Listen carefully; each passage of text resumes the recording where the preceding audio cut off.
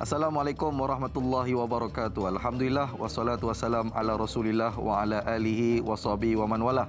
Apa khabar semua sidang penonton? Bersama dengan saya pagi ini Da'i Hilman dalam Tanya Ustaz, biar tahu jangan keliru. Bersyukur kita kepada Allah SWT masih lagi kita dapat ketemu dalam satu majlis ilmu.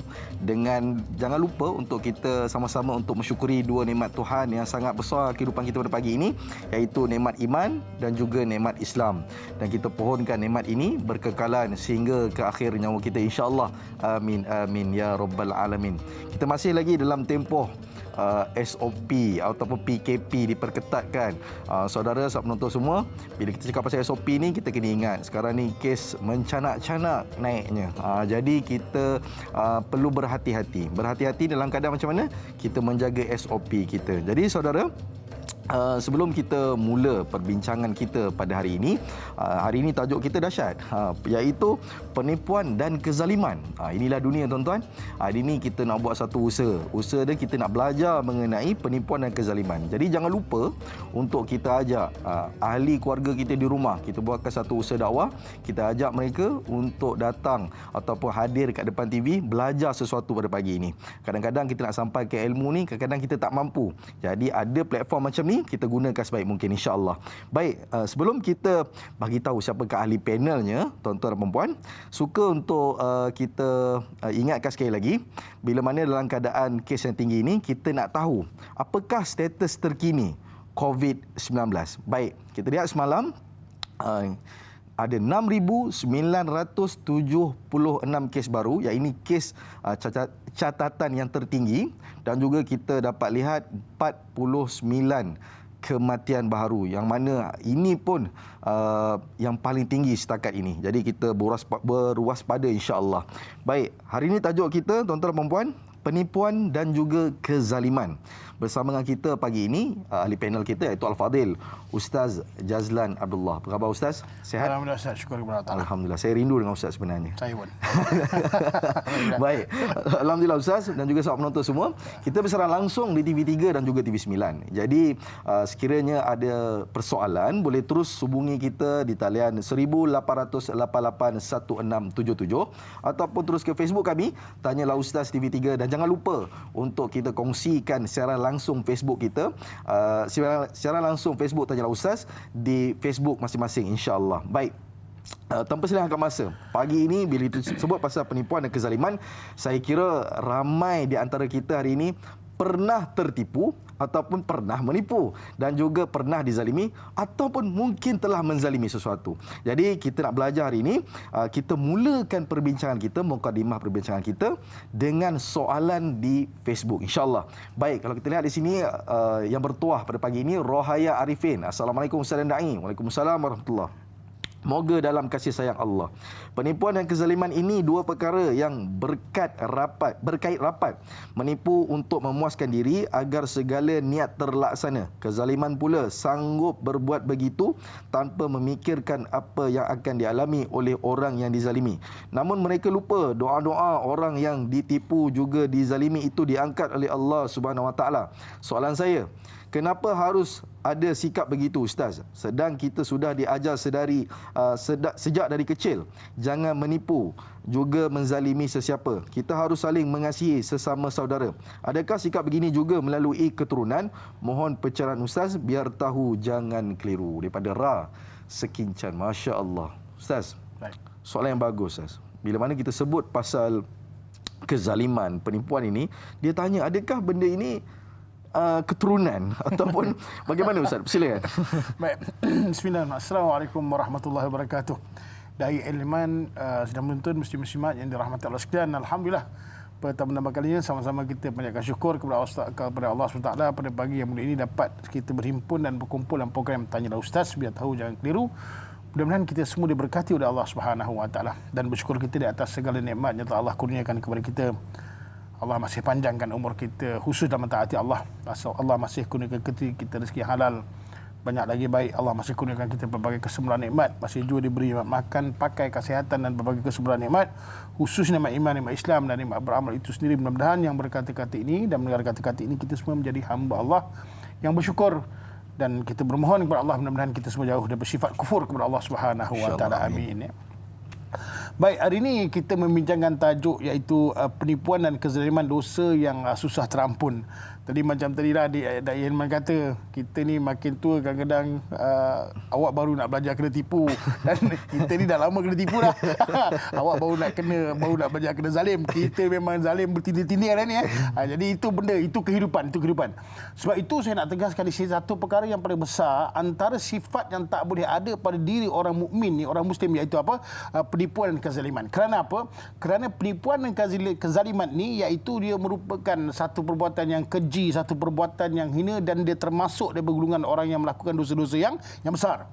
Kerana apa? Ia juga satu perbuatan yang mengambil hak dan menginyayai orang lain, ada hubung kait dengan kehidupan iaitu manusia. Okey, bila kita tengok hubung kait ni yang kita bincangkan pagi ni, biasanya seorang yang penipu itu dia akan menzalimi. Itu standard. Orang yang menipu ni akan menzalimi. Dan biasanya zalim ini biasanya dia berasaskan dengan penipuan. Oleh sebab itu bila kita balik berkaitan dengan pertanyaan daripada Rohaya tadi, iaitu adakah penipuan ni dan kezaliman ni adalah merupakan warisan. Sebab apa? Sebab kita diajar dari kecil jangan menipu, jangan menzalimi orang sebagainya, tapi nak juga buat perkara tersebut. Adakah itu daripada darah keturunan kita? Ni darah keturunan tu. Jangan main-main Okey. Sebenarnya kalau kita lihat, iman ni tak boleh diwarisi tau. Dan begitu juga jahat ni pun tak boleh diwarisi. Cuma biasa kalau doktor tanya, awak ada kencing manis? Ada. Sebab apa? Sebab bapak ada bapak kan? Kan? Awak ada darah tinggi? Ada ayah ada darah tinggi tak? Ada. Maknanya itu memang keturunan lah. Tapi sebenarnya yang paling penting iaitu dalam diri kita, iaitu mendidik diri kita, mendidik orang ni bawah tanggungan kita, sertakan dengan doa yang baik, dan kita kena kawal diri kita supaya kita jangan jadi orang yang penipu dan zalim. Sebab itu kena ingat tahu baik-baik. Satu ketika kalau kita lihat Nabi SAW pernah ditanya oleh seorang, maka Nabi ditanya ni, ayyakunu mu'minun jabanan, adakah mungkin orang seorang muslim itu, orang mukmin itu pengecut? Maka Nabi sebut na'am, maknanya mungkin. Dan begitu juga bila ditanya lagi ayyakunu al-mu'minun bakhilan, adakah mungkin orang mukmin ni dia bakhil? Maka Nabi sebut na'am, mungkin juga. Tapi yang ketiga bila ditanyakan kepada Nabi, ayyakunu mu'minun kazzaban, faqala Nabi SAW, la. Bila perkara yang ketiga, bila ditanyakan adakah orang mukmin itu dia menipu, maka waktu itulah disebut oleh Nabi SAW, la, tidak. Orang mukmin dia tak boleh menipu. Dan satu lagi, apa pesanan Nabi? Al-muslimu akhu muslim, la yazlimuhu wa la yuslimhu. Iaitu orang muslim adalah saudara kepada muslim yang lain, dia tidak boleh menzalimi dan dia tidak boleh iaitu menyusahkan. Ini kita kena faham pesan Nabi SAW. Jadi kita kena jaga dirilah. Okey, bagaimana menjaga diri? Ada 5 perkara. Ada 5 perkara ya. Ini kita kena faham ni. Ini benda besar tau, bukan main-main. Ini bukan main-main. Ini zalim dan penipuan ni, ya Allah, merata dekat kiri kanan kita. Tiap hari memang kena tipu lah. Kita biasa Yang ada 5 perkara. Pertama, kena suburkan sifat takwa. Maknanya kita ni kena suburkan sifat takwa yang ada dalam diri kita. Baru insya-Allah kita akan jauh daripada penyakit iaitu apa? Penipuan dan kezaliman.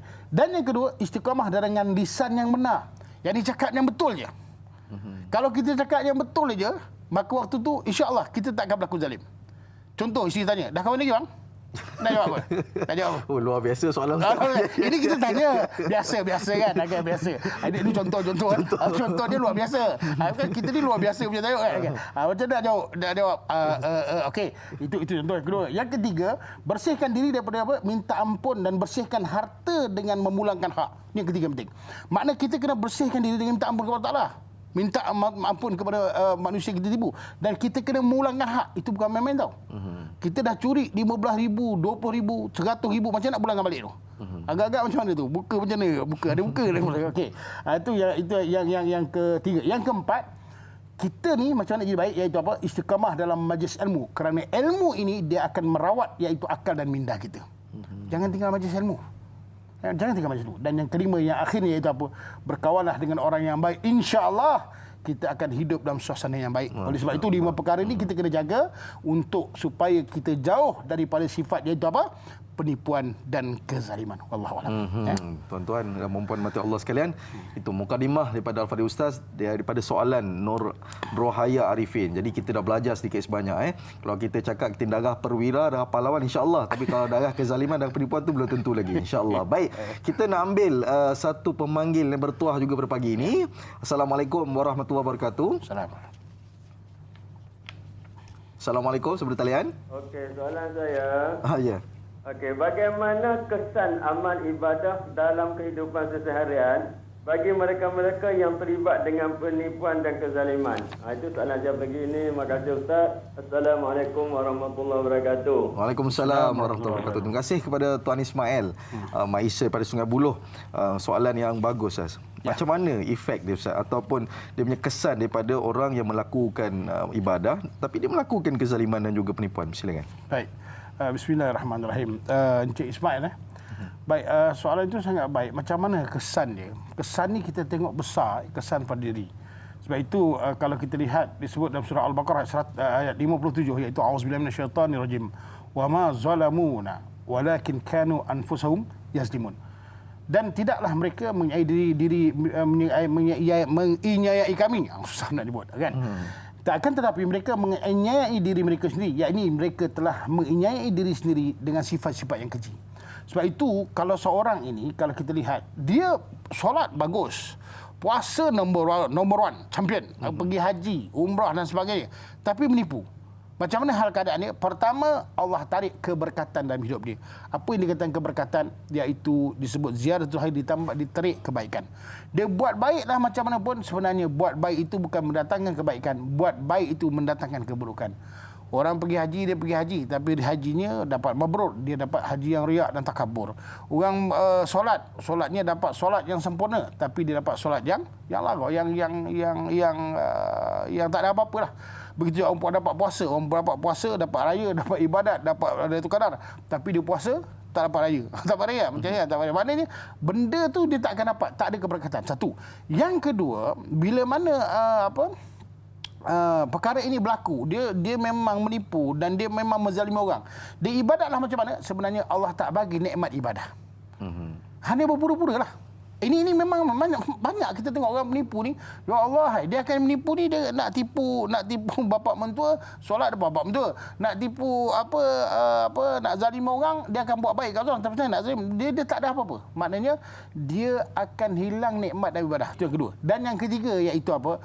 Iaitu kalau kita lihat dalam kehidupannya itu juga, maka Allah sempitkan hatinya, sempitkan jiwanya, rasa takut, rasa susah, rasa bermacam-macam. Maknanya kenapa? Kerana dengan hal berkaitan dengan kezaliman dan penipuan.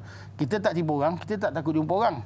Kita tak zalimi orang, kita jalan je, apa juga kita jumpa tak ada. Tapi kalau orang yang menipu, daripada jauh dia dah fikir nak pergi ni jumpa siapa, apa dan sebagainya. Oleh sebab itu jaga tiga benda ni kalau ada pada diri kita, itu menunjukkan kita pernah melakukan hal demikian, dan minta ampun kepada Allah, dan mudah-mudahan Allah terima keampunan kita. Mudah-mudahan Allah beri kita jadi hamba Allah yang bertakwa. Amin ya rabbal alamin. Baik. Terima kasih kepada Ustaz. Itu tuan-tuan dan puan-puan, kita kena ada kefahaman sikit dalam melakukan ibadah. Dia bukan sekadar melakukan ibadah, boleh buat benda ni, celup sini, celup sana, tak boleh. Mana kata kita nak buat keseluruhan dalam agama ni. Itulah kesempurnaan agama, keindahan agama, insya-Allah. Saya nak ambil satu soalan lagi daripada Facebook, daripada Rahimah Saud. Assalamualaikum Ustaz, da'i dan warga kerja, tanyalah Ustaz dihormati. Sifat-sifat mazmumah, menipu dan menzalimi merupakan dua sifat keji yang ada pada seseorang. Sifat yang mana satukah antara kedua-duanya yang mula-mula tertanam dalam jiwa seseorang untuk menjadikan dia perangai buruk seperti perangai Yahudi ke atas orang-orang Islam? Jazakallah khair Ustaz, biar tahu jangan keliru. Nampak Ustaz? Maknanya kata, bilakah sifat ni Ustaz ada tertanam dalam diri manusia tu, sejak bila? Silakan. Sejak bila Sejak bila? Soalannya dahsyat kan. Okey. Baik, Ramlah Saud Rahimah Saud Okey, Rahimah Saud. Baik, saya nak sebut di sini, kalau kita tengok menjadikan okey, manakah yang lebih dulu iaitu apa, menipu atau menzalimi, betul mana perangai yang dulu, lebih dahulu seperti kita tengok terjadinya orang-orang Yahudi dan sebagainya. Okey, saya nak sebut di sini balik kepada asal kita, iaitu apa yang disebut Nabi sallallahu alaihi wasallam, iaitu apa, khususnya kepada orang mukmin diberi ingat bahawa sesungguhnya Nabi dah pesan kepada kita, iaitu tanda-tanda orang munafik. Nabi sebut tanda orang munafik yang pertama apa? Ada tiga, iaitu apa? Iza haddatsa kadzaba. Pertama, orang ni nak jadi jahat dengan bercakap benda yang nipulah. Itu permulaan kejahatan. Sebab itu saya ingat lagi ni kongsilah sikit. Allah yarham ayah anda saya kan, dia selalu kata tau, Muhammad, kau jangan menipu. Lebih baik kau cakap betul. Kalau kau salah pun kau cakap betul lah. Paling tinggi kau kena marah. Tapi bila mana kau start menipu, kau akan jadi jahat. Itu saya ingat sampai bila-bila. Dan hari ini pun saya pesan dekat anak-anak saya. Dan kita boleh pesan sama-sama dengan anak kita. Jangan menipu. Kalau menipu, kalau kita salah, kita akui kesalahan. Kita akan dimarah dan dia akan membetulkan kita. Kemarahan itu akan membetulkan kita. Tapi kalau memulakan dengan penipuan, kita akan jadi jahat. Sebab itu perkara yang pertama disentuh Nabi. Ingat, tanda orang munafik. Nafik tahu tak maknanya apa? Dia kosong. Kalau kita pergi kat Mekah kan, akan ada terowong-terowongan. Nafak. Rupanya luarnya kukuh, dalam dia kosong. Itu nafak tu, maknanya terowong, kosong kan? Begitulah. Maknanya nampaknya Islam, tapi jiwanya tak Islam. Kerana apa? Pertama, dimulakan kehidupan itu dengan apa? Bercakap bohong. Bila dah bercakap bohong, iza haddasa kadzaba wa iza wa'ada akhlafa. Apabila ia berjanji, dia berdusta. Maknanya dia mengingkari, maknanya janji itu ingkari. Itu dah mula start zalimah. Saya pinjam duit awak hari ni 20,000. 30,000. Janji 2 bulan, 3 bulan, 5 bulan, 3 tahun, 50 tahun, selama je. Kan dah mula kan? Dan dia ingkar. Oh saya nak ni. Ini memang biasalah. Kalau orang nak hutang kat kita kan sedih kan. Tapi kita nak minta hutang, kita lagi sedih. Tu, ini contoh. Kan menzalimi tu. Pernah kena tak? Pernah. Sama. Sama. Okey. Kan? Kau pun sikit, aku lagi banyak. Macam kau muda, saya dah tua. Alright. Okey. Maknanya tak kedua. Kalau kita tengok yang ketiga apa? Wajah. Disebut Nabi SAW, wa iza u'timna khana. Apabila diberi iaitu satu amanah dikhianat. Bila khianat saja, tak kira apa kedudukan kita. Katakan dalam keluarga, kita sebagai suami boleh khianat dengan isteri, dengan anak-anak, dengan keluarga kita. Sebab kita mungkin tak bayar nafkah. Okey. Dengan apa? Contoh lagi, boleh khianat dengan apa? Dengan urusan harta. Urusan harta ni apa? Kita tak bayar hutang. Kita tipu harta warisan. Tahu tak harta warisan? Sekarang berapa banyak orang tipu harta warisan? Kan? Macam-macam kan? Itu daripada segi harta. Bab kepimpinan, kan? Menindas orang bawah dan sebagainya. Bab apa lagi? Perundangan. Terma kontrak tahu. Terma kontrak kan? Semua dalam bahasa Inggeris.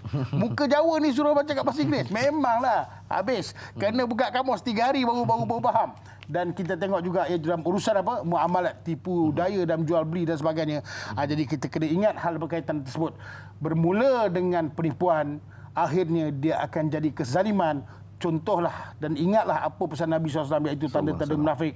Sebab orang yang menipu ni, dengan satu penipuan, dia akan tutup dengan 40 penipuan. Allahu Akbar. Tuan-tuan dan puan-puan mata Allah sekalian, itu yang kita kena ingat. Bermulanya penipuan, akhirnya berlaku kezaliman. InsyaAllah kita akan berehat seketika. Kembali lagi selepas ini, biar tahu jangan keliru.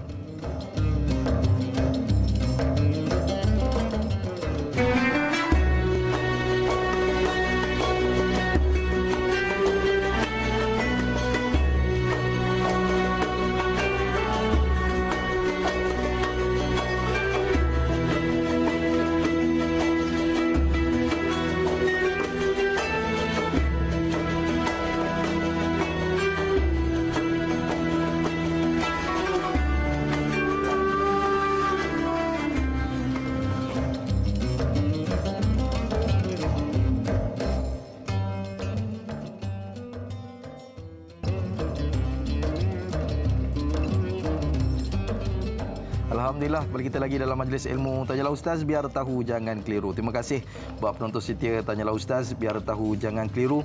Saya kira pagi ini kita sangat bertuah. Sebab apa? Masih lagi Allah memilih kita untuk datang ataupun melihat Tanyalah Ustaz, biar tahu jangan keliru ini untuk kita sama-sama belajar. Saya belajar, tuan-tuan pun belajar, dan kita nak masyarakat kita hari ini semua ada sifat untuk belajar sesuatu. Setiap pagi ada niat. Ini juga satu usaha dakwah, insya-Allah. Tuan-tuan dan puan-puan, insya-Allah sekiranya ada persoalan mengenai topik kita pada pagi ini, iaitu penipuan dan juga kezaliman bersama dengan Al-Fadil Ustaz Jazlan Abdullah. Jadi saya kira tuan-tuan dan puan-puan boleh terus hubungi kita dalam 1800881677 ataupun terus ke Facebook kami Tanyalah Ustaz TV3 untuk bertanyakan soalan. Baik, pagi ini kita dah terima ada beberapa soalan dan antara orang-orang yang dah bertuah untuk kita bacakan pagi ini iaitu Siti Nurbaya daripada Facebook. Assalamualaikum dan selamat pagi kepada Ustaz, Da'i dan kru Tanyalah Ustaz. Waalaikumsalam warahmatullahi. Adakah sifat menipu ini memang sukar untuk dihapuskan di dalam diri seseorang apabila ia selalu menjadikan penipuan itu dari muda sehingga ketua sebagai salah satu cara melepaskan diri daripada melakukan kesalahan? Yang kedua, adakah bahaya fitnah itu juga bermula dari penipuan seseorang sehinggalah dia telah menzalimi orang yang ditipu itu? Mohon pencerahan Ustaz, terima kasih. Soalan yang bagus Ustaz. Adakah benda ni sifat ni Ustaz, dia ialah bila mana dia menipu daripada muda sampai ketua, adakah benda tu dia jadi sukar untuk dihapuskan sebab daripada awal dia macam tu dah? Dan juga yang kedua Ustaz mengenai fitnah. Adakah fitnah ini juga dia bermula pada penipuan dan akhirnya menjadi kezaliman? Silakan. Baik, bismillahirrahmanirrahim. Siti Nurbaya. Siti Nurbaya, ini satu soalan juga yang bagus, dan kalau kita tengok adakah benda ni tabiat menipu ni susah nak dihapuskan dan fitnah ni juga berasaskan penipuan, maka kita balik apa yang disebut Nabi SAW, satu hadis yang dekat Imam Bukhari. Maka Nabi sebut dalam hadis ini, wa innal kaziba yahdi ilal fujur wa innal fujur yahdi ilal nar wa inna rajulun la yakzibu hatta yaktuba indallahi kazzaban. Dalam hadis ini Nabi berpesan kepada kita, sesungguhnya penipu itu membawa kepada dosa dan dosa itu membawa kepada neraka. Sesungguhnya seorang yang akan berdusta atau menipu itu hingga ditulis di sisi Allah Ta'ala, dia memang benar-benar seorang yang penipu dan berdusta. Ini jaga baik-baik. Dan bila Allah dah tulis tu yang masalah tu. Itu yang tak boleh ni. Biasa kerana apa? Kalau kita tengok kenapa tak boleh ubat sifat ni, ada 5 perkara. Pertama, kalau kita tengok dia penipu dan membuat kezaliman ini, ia menjadi satu kebiasaan dan habit dia di dalam kehidupan. Dia dah tak boleh. Orang dia biasa menipu kan. Kalau dia tak tipu, berbuih mulut dia. Dia kalau dapat menipu tu tenang jiwa dia. Dapat tipu sikit pun jadilah. Kan? Jadi dapat tenang. Kalau orang ni dia itu yang masalah. Kalau orang tak biasa menipu, dia nak nipu tu je salah pula. Sebab tu kalau kita tipu bini kita selalu kantol. Sebab apa? Sebab bukan kita memang jarang tipu bini. Kan? Tapi kalau orang ni menipu number one, dia memang terbaik. Sebab kalau dia menipu sampai Allah sebut dia ni memang penipu, maka waktu tu apa yang ditipu jadi real. Sebab tu kita selalu percaya orang kalau tipu ni dia nampak muka soleh betul atau menipu lah macam tu kan. Okey. Ada satu. Dan yang kedua, sebab apa susah nak buang? Sebab apa maknanya dia menyembunyikan kebenaran. Sebab dia kalau cakap benar tu jadi masalah bagi dia. Sebab tu dia terpaksa menyembunyikan kebenaran. Itu yang kedua. Dan yang ketiga, kita tengok kenapa dia memang nak menipu sepanjang hayatnya. Sebab apa? Dia nak mendapatkan kepercayaan, nak memperdaya. Nak memperdaya kan. Ini macam-macam memperdayakan orang. Kadang-kadang dia kata dah tak apa, dia jual saham pula, jual saham. Ini main saham pada juga. Ini pun sama juga. 100,000 satu saham setiap bulan dapat 5,000. Mana ada orang nak bagi macam tu? Percaya juga tu. Tapi memang perangai dia begitu. Dan yang keempat iaitu untuk mendapatkan hak dan harta orang lain. Ini satu lagi dahsyat orang ni. Sebab dia kalau dia tak buat, dia tak dapat helah untuk memindahkan harta orang kepada dia dengan cara yang tak betul. Sebab itu penipuan pembelian tanah, penipuan kenderaan, bangunan dan sebagainya. Ini memang berlaku. Dan ingat, yang kelima iaitu apa? Ingin lari daripada masalah dan kesempitan hidup. Orang biasa ni macam ni sebab dia susah. Dan orang menipu ni dia tak akan senang. Dia akan susah sampai bila. Orang yang tipu kita 10 tahun dulu, kita tengok lagi teruk dari kita lah. Kan? Kita kena tipu dengan dia kering lah. Teruk kan? Tapi rupanya yang nipu dengan kita tu, rupa lagi teruk daripada kita. Macam mana agak? Jumpa kita minta belanja makan lagi. Boleh agak-agak? Macam tu kan? Nasib baik kita sabar kan? Okey, baik. Habis. Itu pertama. Dan yang kedua, kalau kita lihat disebut tadi iaitu apa? Yang kedua mengenai untuk fitnah. Syarat, okey. Syarat fitnah kita ambil syarat sah fitnah lah. Syarat sah fitnah senang dia. Syarat sah fitnah pertama, cerita yang buruk satu. Yang kedua, di belakang orang tu, dia cerita kat belakang orang tu. Dan yang ketiga, cerita tu orang tak suruh dengar. Dan yang keempat, cerita itu bohong. Bila berasaskan pembohongan ni, maka akan tersebar fitnah. Ingat jangan buat fitnah. Sebesar mana kita buat fitnah, kita mengembangkan fitnah tersebut, sebesar itulah kita kena tutup. Bukan main-main. Sebab ingat, nanti jangan sampai di akhirat nanti kita akan bincangkan bagaimana nanti orang yang muflis, bagaimana orang yang diambil amanah-amanah mereka sebab hal-hal berkaitan dengan hal demikian. Wallahu alam. Baik. Ini kita kena berjaga-jaga. Kadang-kadang kita takut kita termasuk dalam golongan-golongan yang disebutkan tadi itu. Jadi kita ambil langkah berhati-hati dengan menimba ilmu, insya-Allah. Kita nak ambil pemanggil yang kedua. Assalamualaikum warahmatullahi wabarakatuh. Okey, baik. Manakala kita terputus tadi. Baik, kita nak teruskan baca soalan daripada Facebook, daripada Sahziatul Sidik. Assalamualaikum Ustaz dan Da'i. Waalaikumsalam warahmatullahi. Bagaimana untuk mengatasi terjebak dari penipuan di media sosial yang meraih simpati pengguna di media sosial? Lebih-lebih lagi merayu bantuan keuangan sedangkan merasakan curiga terhadap individu tersebut. Ini kerana sikap rakyat manusia yang mudah kesian dan sifat membantu sama manusia itu menjadi modus operandi begini kerap terjadi. Mohon pencerahan Ustaz. Soalan yang bagus. Kadang-kadang Ustaz kita tengok kat Facebook, kita pun tak tahu betul ataupun tidak dan sebagainya.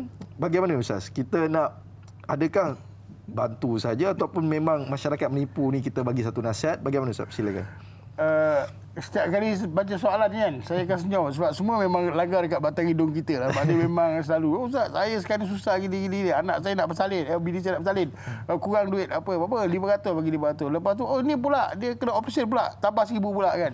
Lepas tu ketiga pula nak balik pula, macam-macam hal. Ini memang standard penipuan ni, memang standard. Maknanya dia memang licik lah, memang licik. Cuma kita nak pesan lah, kita pesan kat dia. Ingat baik-baik tahu, si penipu dan pembuat zalim, jangan mudah-mudah kita buat zalim. Sebab apa? Sebab kalau kita lihat Nabi yang pesan kat kita, iaitu satu hadis daripada Abu Zar, juga Abu Zar radhiyallahu an. An Abu Zarin an-Nabi sallallahu alaihi wasallam fima rawa an Allah tabaraka wa taala annahu qala ya ibadi inni haramtu zulman ala nafsi wa ja'altuhu bainakum muharraman fala tazalamu. Okey, dalam hadis ini maka Nabi berpesan kepada kita, Nabi menyampaikan bahawa sesungguhnya Allah Taala telah berfirman, wahai hamba-Ku, sesungguhnya aku mengharamkan kezaliman di atas diriku dan aku juga menjadikan kezaliman itu haram di atas diri kalian. Janganlah sama sekali kamu menzalimi. Ini ingat baik-baik Nabi pesan. Sebab itu kita nak pesanlah. Kenapa sampai Allah pesan kepada kita jangan zalim? Sebab Allah tak zalim kepada kita. Sampai Allah haramkan sifat kezaliman itu bersama makhluk. Okey. Kita nak sebut akibat lah. Akibat. Pertama, kalau kita tengok kenapa Allah sebut hal ini dan Nabi sebut hal ini. Kerana ingat si penipu, Allah murka dan kamu akan dapat jauh daripada rahmat Allah. Tahu tak rahmat Allah? Iaitu kasih sayang daripada Allah. Katakan kamu menipu, kamu susah. Sebenarnya kamu memang minta Allah susahkan kamu. Sebab tu kamu akan susah selama-lamanya. Ini kena faham tau. Kau rasa kau nak susah, kenapa kau tak nak cari kesenangan yang betul? Tapi kau rasa kau nak menipu, sebenarnya Allah susahkan kau. Allah akan susahkan kau, satu. Dan yang kedua, terdah dengan doa orang yang dizalimi. Jangan main-main, jaga. Nanti kita akan bincang berkaitan dengan doa orang yang dizalimi. Itu makbul. Kita tak tahu macam mana orang tu doakan kepada kita. Katakan Allah Ta'ala tu kabulkan doa yang kita doakan kepada mereka itu dan keburukan, buruklah kamu jadinya. Itu yang kedua. Ini kita nasihat bukan marah, nasihat. Dan yang ketiga iaitu orang tu akan terus jadi jahat. Ingat, kamu buat menipu, sebenarnya kamu akan terus jadi jahat. Dan kalau kamu itu jadi jahat, akan disebut iaitu kejahatan kamu. Sampai mana satu ketika kamu tak ada dekat bumi ni pun, orang akan sebut kejahatan kamu. Dia tu Allah. Tu Allah dia panjang tu. Allah hangat, ya Allah. Nasib baik dah tak ada, aman dunia. Nampak? Pernah dengar kan? Pernah kan? Tu kita jangan jadi macam tu. Jangan jadi macam tu. Okey. Ya Allah, zalimnya dia ni. Ni dah tak patutlah. Pandai pergi masjid pula. Dihina, dinista. Jaga baik-baik sebab kita yang buat tu. Okey. Lepas tu yang keempat, ingat, hilang keberkatan dalam hidup. Kita sebut tadi berkat, keberkatan tu maknanya tak adalah kelebihan dalam hidup dia, susah dia. Dan yang kelima, saya sebut itu sekali lagi, Allah sempitkan jiwanya. Jiwa ni akan rasa takut, akan rasa hasad, tak puas hati, tamak, haloba. Akhirnya sifat mazmumah itu dia akan merosakkan kehidupannya. Mereka akan jauh dari sifat keterangan, mereka akan jauh dari sifat takwa. takut-takut nanti satu ketika Allah ambil dia waktu itu dia dalam keadaan kufur kepada Allah Subhanahu Wa Taala. Ini nasihat, sama-sama nasihat dari saya, siapa yang mendengar, dan kita panjangkan nasihat ini supaya apa? Sama-sama kita rubah sikap dan sifat kita supaya kita jadi orang yang soleh dan solehah. Amin ya rabbal alamin. Wallahu a'lam. Baik. Kalau ada niat dan juga kita nampak orang menipu, kita sama-sama tegur. Tuan-tuan, ini adalah usaha kita. Usaha kita untuk kita jadikan, kembalikan zaman ini sebagaimana zaman Rasulullah sallallahu alaihi wasallam. Insya-Allah. Baik, kita nak ambil pemanggil mungkin terputus tadi. Assalamualaikum warahmatullahi wabarakatuh. Waalaikumsalam warahmatullahi wabarakatuh. Ya, Puan Supina, teruskan dengan soalan. Saya Siti Rohani dari Banting. Siti Rohani. Oh, Siti Rohani. Okey, baik. Okey, teruskan. Saya minta maaf lahir batin hari raya ya. Ya. Soalan saya begini, dulu ada tajuk macam bohong sunat kan. Ini penipuan dan kezaliman tajuknya ya. Ya. Saya ingin bertanya, apakah hukumnya jika ada seseorang yang contohnya lah tengah dikejar nak dibunuh, tapi dia menyorok di rumah kita. Jadi apakah kita kena mengatakan ada ataupun kita zalimkah kita kalau kita menunjukkan yang orang itu ada di rumah kita, atau apa hukumnya kalau kita berbohong? Apakah ini yang dinamakan bohong sunat, Ustaz? Itu aja soalan saya, Ustaz. Assalamualaikum warahmatullahi wabarakatuh. Baik, soalan yang bagus. Mana kata Ustaz, sekiranya ada orang lari kat dalam rumah kita, dalam dia memerlukan bantuan, kita sorok dia Ustaz dalam rumah, adakah kita sedang menyorokkan kezaliman ataupun kita tak bagi tahu orang tu dia kira menipu atau bagaimana Ustaz? Kita tak nak berlaku kezaliman tapi kita menipu pula, bagaimana Ustaz? Adakah dibenarkan benda tu? Silakan. Baik, bismillahirrahmanirrahim.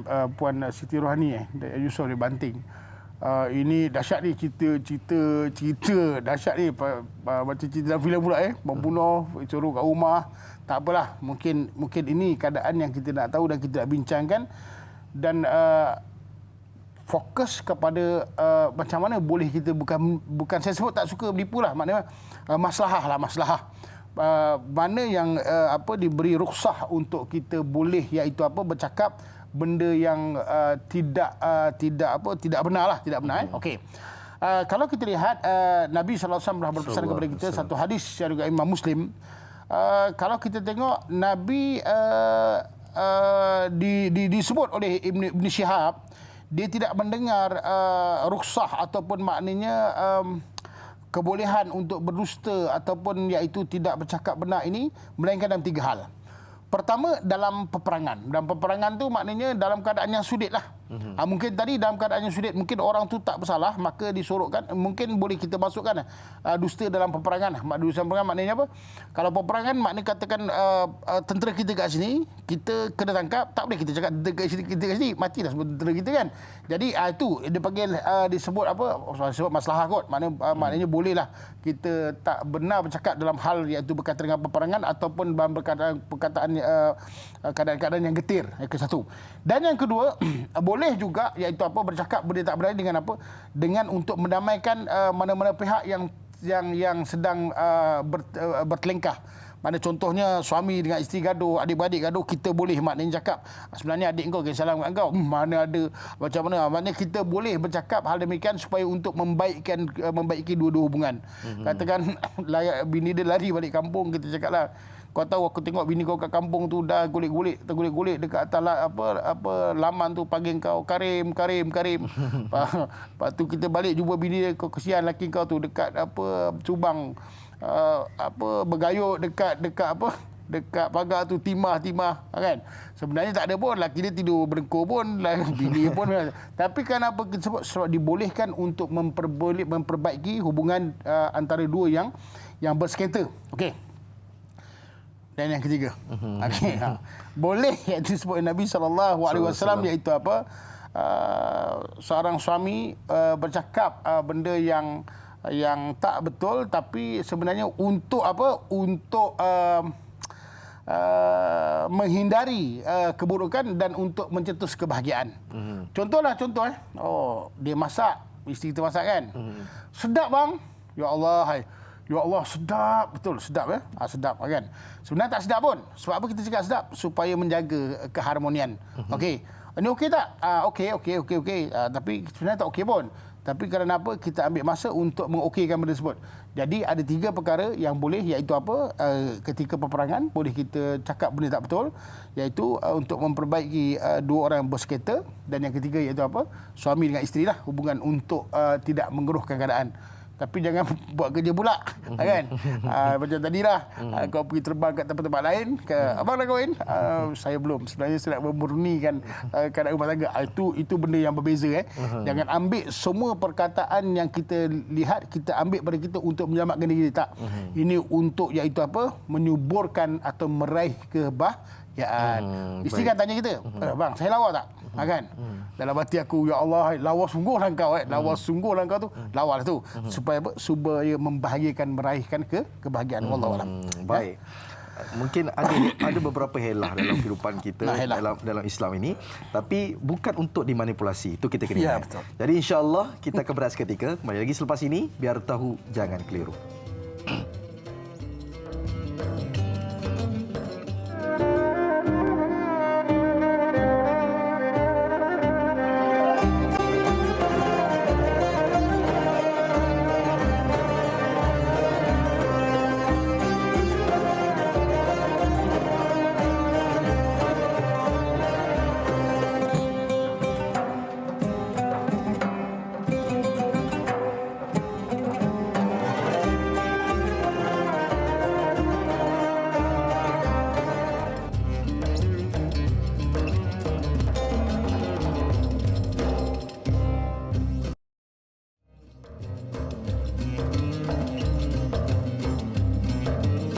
Kita lagi dalam majlis ilmu Tanyalah Ustaz, biar tahu jangan keliru. Saudara, sahabat menonton semua, kita masih dalam topik penipuan dan juga kezaliman bersama dengan Al-Fadil Ustaz Jazlan Abdullah. Jadi saudara, sekiranya ada persoalan, boleh terus hubungi kita dalam 1800 881677 ataupun terus ke Facebook kami Tanyalah Ustaz TV3 untuk bertanyakan soalan. Baik, tanpa selengahkan masa, banyak soalan-soalan mengenai penipuan dan juga kezaliman ini saya lihat di Facebook, dan saya kira ada satu, saya kira rakyat kita, masyarakat kita tertanya-tanya, ternanti-nanti, mungkin mereka ini banyak dizalimi ataupun kezaliman dan penipuan berlaku depan mata mereka, dan hari ini mereka nak tanya apakah hukum dan sebagainya. Jadi insya-Allah saya teruskan daripada Facebook, daripada Ana Karnina. Assalamualaikum Ustaz dan Da'i. Waalaikumsalam warahmatullahi. Bagaimana pendapat seseorang yang melibatkan penipuan dan kezaliman di atas amanah yang diserahkan kepada mereka, terutama bagi pengasuh kanak-kanak?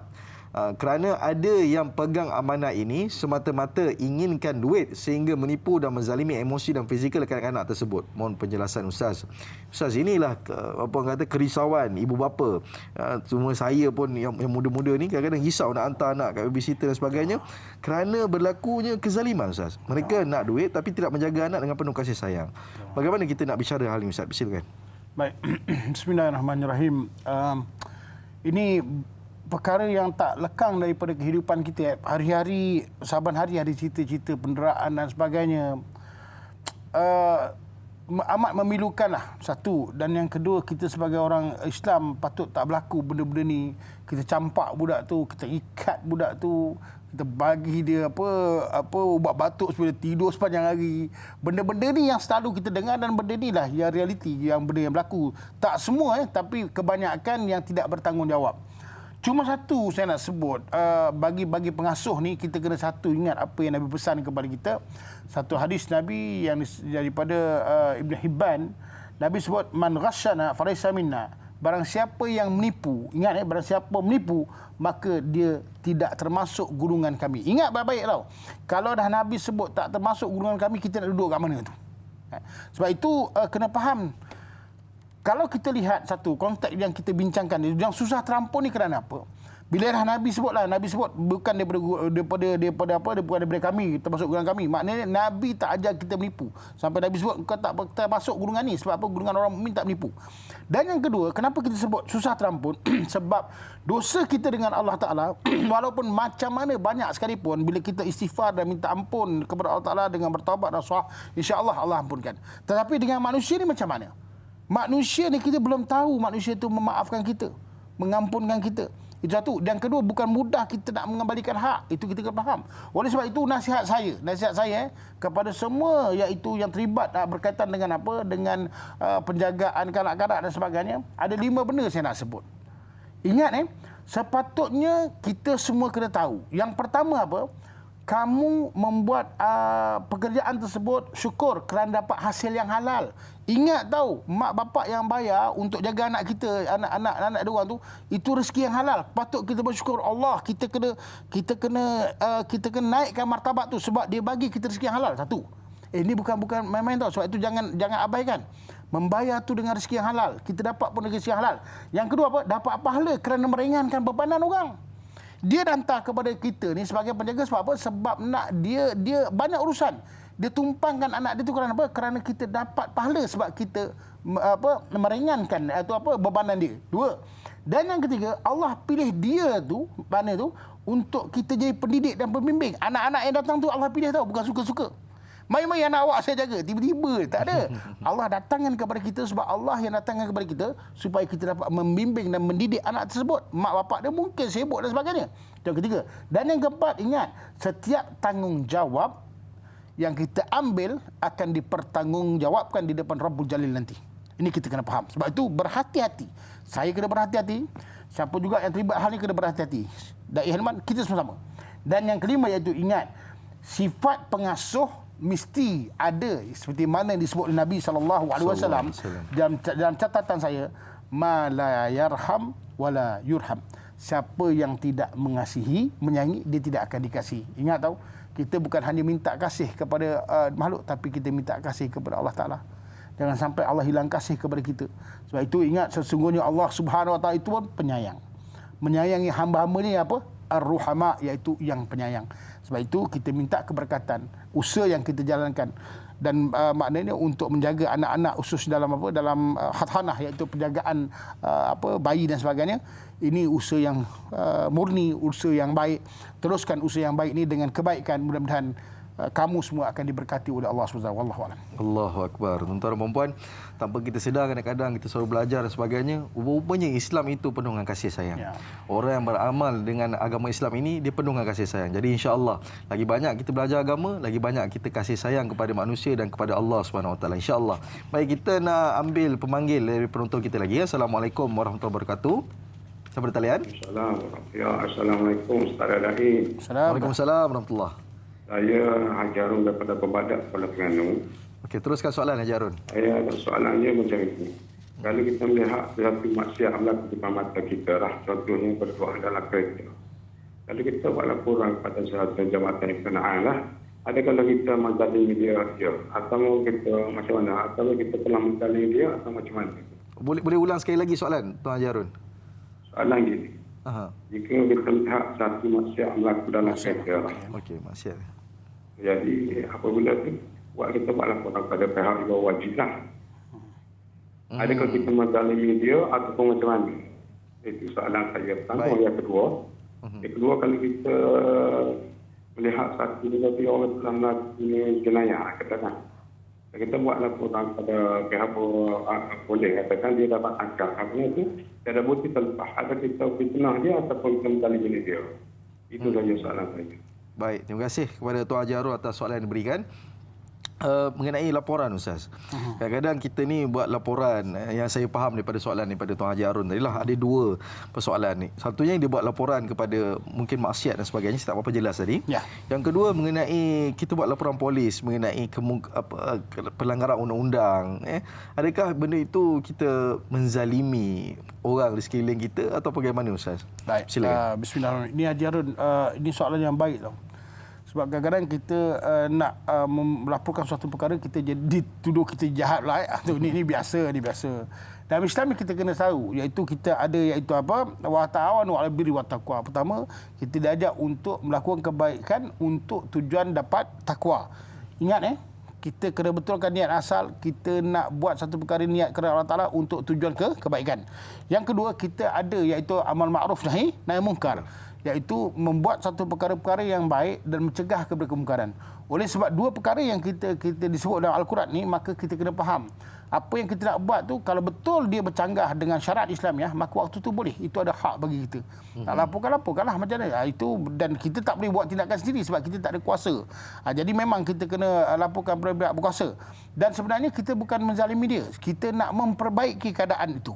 Kan? Mungkin kita tak boleh cakap dia jahat. Mungkin dia lalai. Mungkin ujian dia di situ, maka waktu tu bukan kita panggil pihak berkuasa tu untuk merosakkan dia, tak. Makna saya nak pesan juga, yang pihak kuasa ni pun maknanya bukan nak merosakkan orang, tak. Dia nak ambil untuk diislahkan, diperbaiki keadaan tersebut. Jangan kita jadi orang yang menghukum tau. Maknanya kita ambil orang kadang salah tu sebenarnya kita membetulkan keadaan. Kalau dia nak jadi baik, baguslah jadi baik, kan. Jadi tugasan kita satu, kita kena menyeru kebaikan, menegah kepada kemungkaran. Buatlah apa saja, yang penting maknanya untuk dapat keharmonian, kebaikan. Dan kalau kita lihat benda itu zalim, sebab itu kan disebut oleh Nabi SAW, iaitu maknanya unsur ahoka, maknanya tolong saudara kamu zalim dan yang dizalimi, kan. Maka kalau kita tengok zalim tu, maknanya kita cegah kezaliman tersebut. Itu untuk kita bantu dia. Dan kalau kita jumpa kawan kita yang terzalim, kita kena bantu juga sebab kita akan menyelamatkan dia daripada kezaliman. Oleh sebab itu berusaha teruskan maknanya usaha kita, khususnya untuk menjaga keharmonian negara kita. Mudah-mudahan dengan ada seperti sifat Haji Harun ni, mudah-mudahan negara kita selamat daripada perkara-perkara yang buruk. Wallahualam. Baik. Itulah, biar tahu, jangan keliru. Itu penting tu. Tengok Ustaz pada pagi ni. Kita tahu apa ni kita lakukan, insya-Allah. Baik, kita nak ambil lagi pemanggil daripada penonton. Assalamualaikum warahmatullahi wabarakatuh. Siapa di talian? Waalaikumsalam Da'i Hilman. Ya, siapa di talian? Saya ni Nur Hayati Ismail dari Lawang. Ya, Tuan Hayati, teruskan dengan soalan. Okey, Assalamualaikum Ustaz. Assalamualaikum warahmatullahi. Soalan Kak Yat, biasa kita dengar orang menipu ni orang kata lembut gigi dari lidah, Ustaz. Betul. Lepas tu Kak Yat nak tanya, adakah orang yang suka menabur janji dikira sebagai menipu, Ustaz? Malah dia orang kadang sanggup bersumpah atas nama Allah. Itu saja soalan Kak Yat. Terima kasih Ustaz. Assalamualaikum. Waalaikumsalam warahmatullahi wabarakatuh. Terima kasih Kak Yat atas soalan yang diberikan. Soalan yang bagus. Orang yang suka menabur janji, Ustaz. Ya. Hari ini lagi-lagilah zaman yang mana ramai orang terkesan dengan kesusahan hidup ni. Pelbagai janji yang manis. Adakah menabur janji ini dikira sebagai menipu? Silakan. Bismillahirrahmanirrahim. Okey, bab berkaitan dengan menabur janji ni, kalau kita nak janji, buatlah, kan. Kalau kita tak boleh buat, kita jangan berjanji. Sebab tadi kita dah baca hadis Nabi SAW, siapa yang berjanji, dia mungkin janji termasuk daripada golongan orang yang munafik. Itu jaga baik-baik.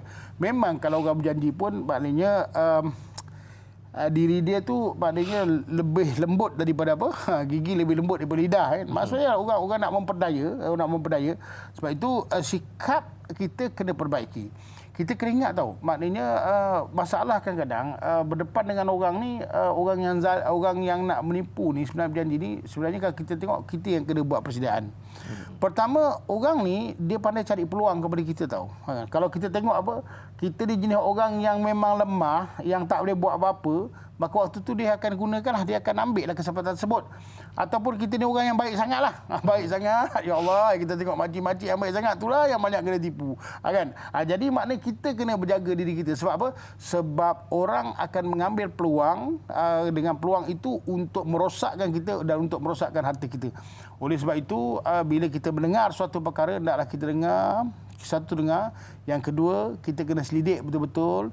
Yang ketiga, bila mana kita dapati dia itu benar betul, maka wajib kita tolong dan wajib kita bantu. Tapi andainya sebaliknya, maka kita nasihatkan dia, janganlah buat perkara ni, dek. Sebab apa? Perkara ni pun bukan yang bagus. Seperti mana scammer, kan. Scammer kan dia kan telefon kita gini kan. Lepas tu kita cakap, tak payahlah buat benda ni. Itulah bang, saya pun nak buat macam mana ni dah keadaan kesempitan ni, saya pun buatlah kerja ni untuk sementara. Lepas dia boleh bercakap sebab itu kemanusiaan. Kemanusiaan ni Allah beri jiwanya baik. Tapi mungkin kerana mungkin ujian, mungkin kesilapan dan sebagainya. Tapi kalau kita dekati dengan kesantunan itu, insya-Allah dia akan kita dapat dakwahkan dia untuk dia kembali kepada asal dia, dan dia insya-Allah akan jadi orang yang baik. Oleh sebab itu saya ulangi balik, iaitu dengar baik-baik, lepas tu siasat ataupun makna kaji. Kalau betul, kita kena bantu. Kalau dia salah, kita kena bimbing dia. Wallahualam. Itulah kasih sayangnya agama ni. Kita tidak menghukum, tapi kita membantu dan kita membimbing. Itu yang paling baik sekali, insya-Allah. Baik, saudara sahabat penonton semua, kita teruskan dengan soalan dari Facebook daripada Intan Zurina Abdul Razak. Assalamualaikum Ustaz, dai dan warga tanyalah Ustaz. Ada yang sanggup melakukan penipuan tentang skim menunaikan umrah, kezaliman meragut impian hamba Allah untuk menjadi tetamu Allah terkandas di lapangan terbang. Tidakkah ada secebis pun rasa bersalah menggunakan nama Allah dalam penipuan? Mohon pendapat Ustaz. Terima kasih. Soalan yang bagus daripada Intan Zurina Abdul Razak ni Ustaz. Ada orang sanggup menipu tentang skim penipuan umrah. Yelah, kita selalu buat package umrah apa semua Ustaz. Bukan kata menipu umrah. Kadang-kadang ni nak musim haji nak sampai ni, haji pun dia tipu. Silakan Ustaz. Bagaimana orang macam ni? Yalah, benda ni memang yang kita bincangkan ni memang semua berlaku depan mata kita kan. Kesian tau. Itu pernah kita jumpa ada ramai orang dekat Ampang tu, ada satu hotel tu kan. Semua menunggu kapal terbang yang tak dapat. Dia kata dah ada kapal terbang pula, visa pula tak keluar. Dah ada visa terlepas kapal terbang pula. Ini apa? Dia kesian tau. Dia terpaksa beli korba dekat sini, balik juga, duduk kasi 3 minggu, balik kampung. Yalah, dekat kampung dah buat kenduri, kan? Kenduri haji, dia kenduri umrah. Tolonglah ya Allah. Macam mana saya pun tak boleh gambarkan lah. Kita sebagai orang yang waras akal fikiran, maknanya yang sabit akal kita dengan agama ni, macam mana orang boleh tipu judi, itu memang tipu lah. Tapi makna tipu umrah. Okey, apa Nabi sebut? Ingat baik-baik. Ingat penipu nak buat perniagaan umrah ni, jaga baik-baik. Nabi sebut satu hadis yang kalau Ibn Hibban, Nabi sebut apa? Man ghassana falaysa minna, satu. Wal makru wal khida'u finnar. Ingat Nabi sebut. Ini amaran Nabi. Siapa yang menipu, maka dia bukan daripada golongan aku, yakni golongan Nabi SAW, dan orang yang melakukan penipuan dan memperdaya tempatnya di neraka. Jaga baik. Ini amaran keras daripada Nabi SAW. Maknanya ingat tahu, tidak ada pilihan kamu melainkan kamu akan masuk dalam neraka. Ingat tahu, si penipu-penipu untuk urusan umrah dan haji dan sebagainya. Okey. Perbuatan ini dikira dosa besar kerana apa? Kerana ingat, ada 5 perkara. Pertama, keluar daripada ketaatan. Maknanya dah tak kira lah halal dan haram. Kau buat benda tu dah tak kira halal dan haram. Yang penting kau dapat tipu orang. Ya Allah, kau bayangkan orang tu kumpul duit nak pergi haji, nak pergi umrah, berdikit-dikit rupanya tertipu. Bayangkan macam mana? Sedap kita kan. Ni sedap sekali. Sedap sekali. Ingat tahu, nanti tu Nabi sebut al-khida' tu, maknanya yang memperdaya tu, al-makru, yang merancang tu pun juga dia akan masuk dalam neraka. Dan yang kedua, ingat, perbuatan ini dia akan merosakkan hubungan sesama manusia. Akhirnya bermusuh antara kita. Kita ajak adik kita nak pergi sama, lepas tu rupanya sama-sama kena ditipu. Bukan adik kita salahkan si penipu tu, adik kita salahkan kita pula. Itulah bang, ini ikut abang menipu. Kita pula kena, tak masal. Pernah kena kan? Pernah kan? Apa lagi yang kita biasa buat umrah dan haji ni. Ya Allah, bukan aja ni, dekat Mekah pun kena tipu, hotel pun tipu kita, macam-macam. Ini biasa. Dan yang ketiga, ingat, iaitu apa? Kenapa perkara ini jadi dosa besar? Menjadikan seorang itu terbiasa dengan kejahatan dan keburukan, maka hilang sifat kemanusiaan. Sebab tu dia tak ada lah. Dia tak ada sifat ihsan tu, tak ada lah.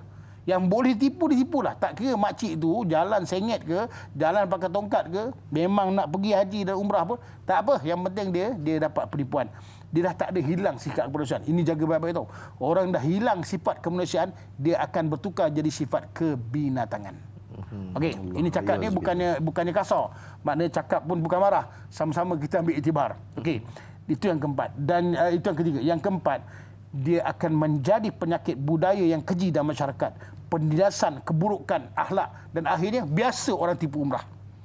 Biasa orang tipu haji ni. Nak haji pun ditipu, umrah pun ditipu. Dan yang kelima, yang akhir, iaitu apa? Ingat, orang ini dia akan jadi orang yang lemah iman, merosakkan pegangan agama, dan akhirnya dia akan jadi kufur kepada Allah dan merugikan diri sendiri. Jaga baik-baik. Penantian yang kamu minta ialah itu apa disebut Nabi, iaitu apa? An-nar, iaitu neraka. Ingat, menipu, merancang untuk menipu, dan makna memperdaya 3 golongan ni Nabi sebut engkau akan masuk ke dalam api neraka, wallahu alam. Baik. Saudara-saudara penonton semua, kita belajar ni sebab apa? Setiap kita punya tindakan, kita nak letakkan iman ke depan. Kita nak tiru para sahabat. Para sahabat buat apa segala pun, letakkan iman di hadapan, insya-Allah. Baik, kita nak ambil satu pemanggil daripada penonton kita. Assalamualaikum warahmatullahi wabarakatuh. Seperti talian. Waalaikumsalam warahmatullahi wabarakatuh. Dai Hilman dan Ustaz Jazlan Abdullah. Saya Umar Abdul Majid dari Felda Cini Timur 3 Pekan, Pahang. Assalamualaikum Ustaz dan Dai, serta selamat Hari Raya kepada Ustaz dan Dai juga ya. Waalaikumsalam dan selamat Hari Raya kepada Tuan Haji Umar. Ya, saya. Jadi soalan saya begini ya, ni Ustaz ya. Dalam Islam ada soalan saya ya. Kadang-kadang kita ni menipu ada sebab, ada maksud yang tersurat, yang tersirat Ustaz. Niat kita ni baik, kita nak menyambung silaturahim antara dua pihak yang bergaduh. Adakah dibenarkan kita menipu untuk menyatukan, untuk perbaiki hubungan antara dua-dua ni? Yang keduanya saya nak tanya Ustaz ya, apakah peranan ulama dan umara untuk menghindari kezaliman, penipuan dan kezaliman di akhir-akhir zaman ini? Bukan main banyak penipuan, mengadu domba, fitnah, memfitnah, itu biasa dalam alam maya ini. Saya nak tanya, apakah perlu keserasian antara ulama dan umara untuk perbetulkan keadaan ini dan tidak ada berlaku penipuan dan kezaliman, itu menghindari penipuan dan juga kezaliman dalam masyarakat dan juga pentadbiran negara itu sendiri pun. Itu soalan saya Ustaz dan Dai. Terima kasih banyak Ustaz dan Dai. Assalamualaikum. Waalaikumsalam warahmatullahi wabarakatuh. Terima kasih kepada Tuan Haji Umar atas soalan yang diberikan. Soalan yang bagus, soalan antara ulama dan umara. Apakah jawapannya? Kita kembali lagi selepas ini, biar tahu jangan keliru.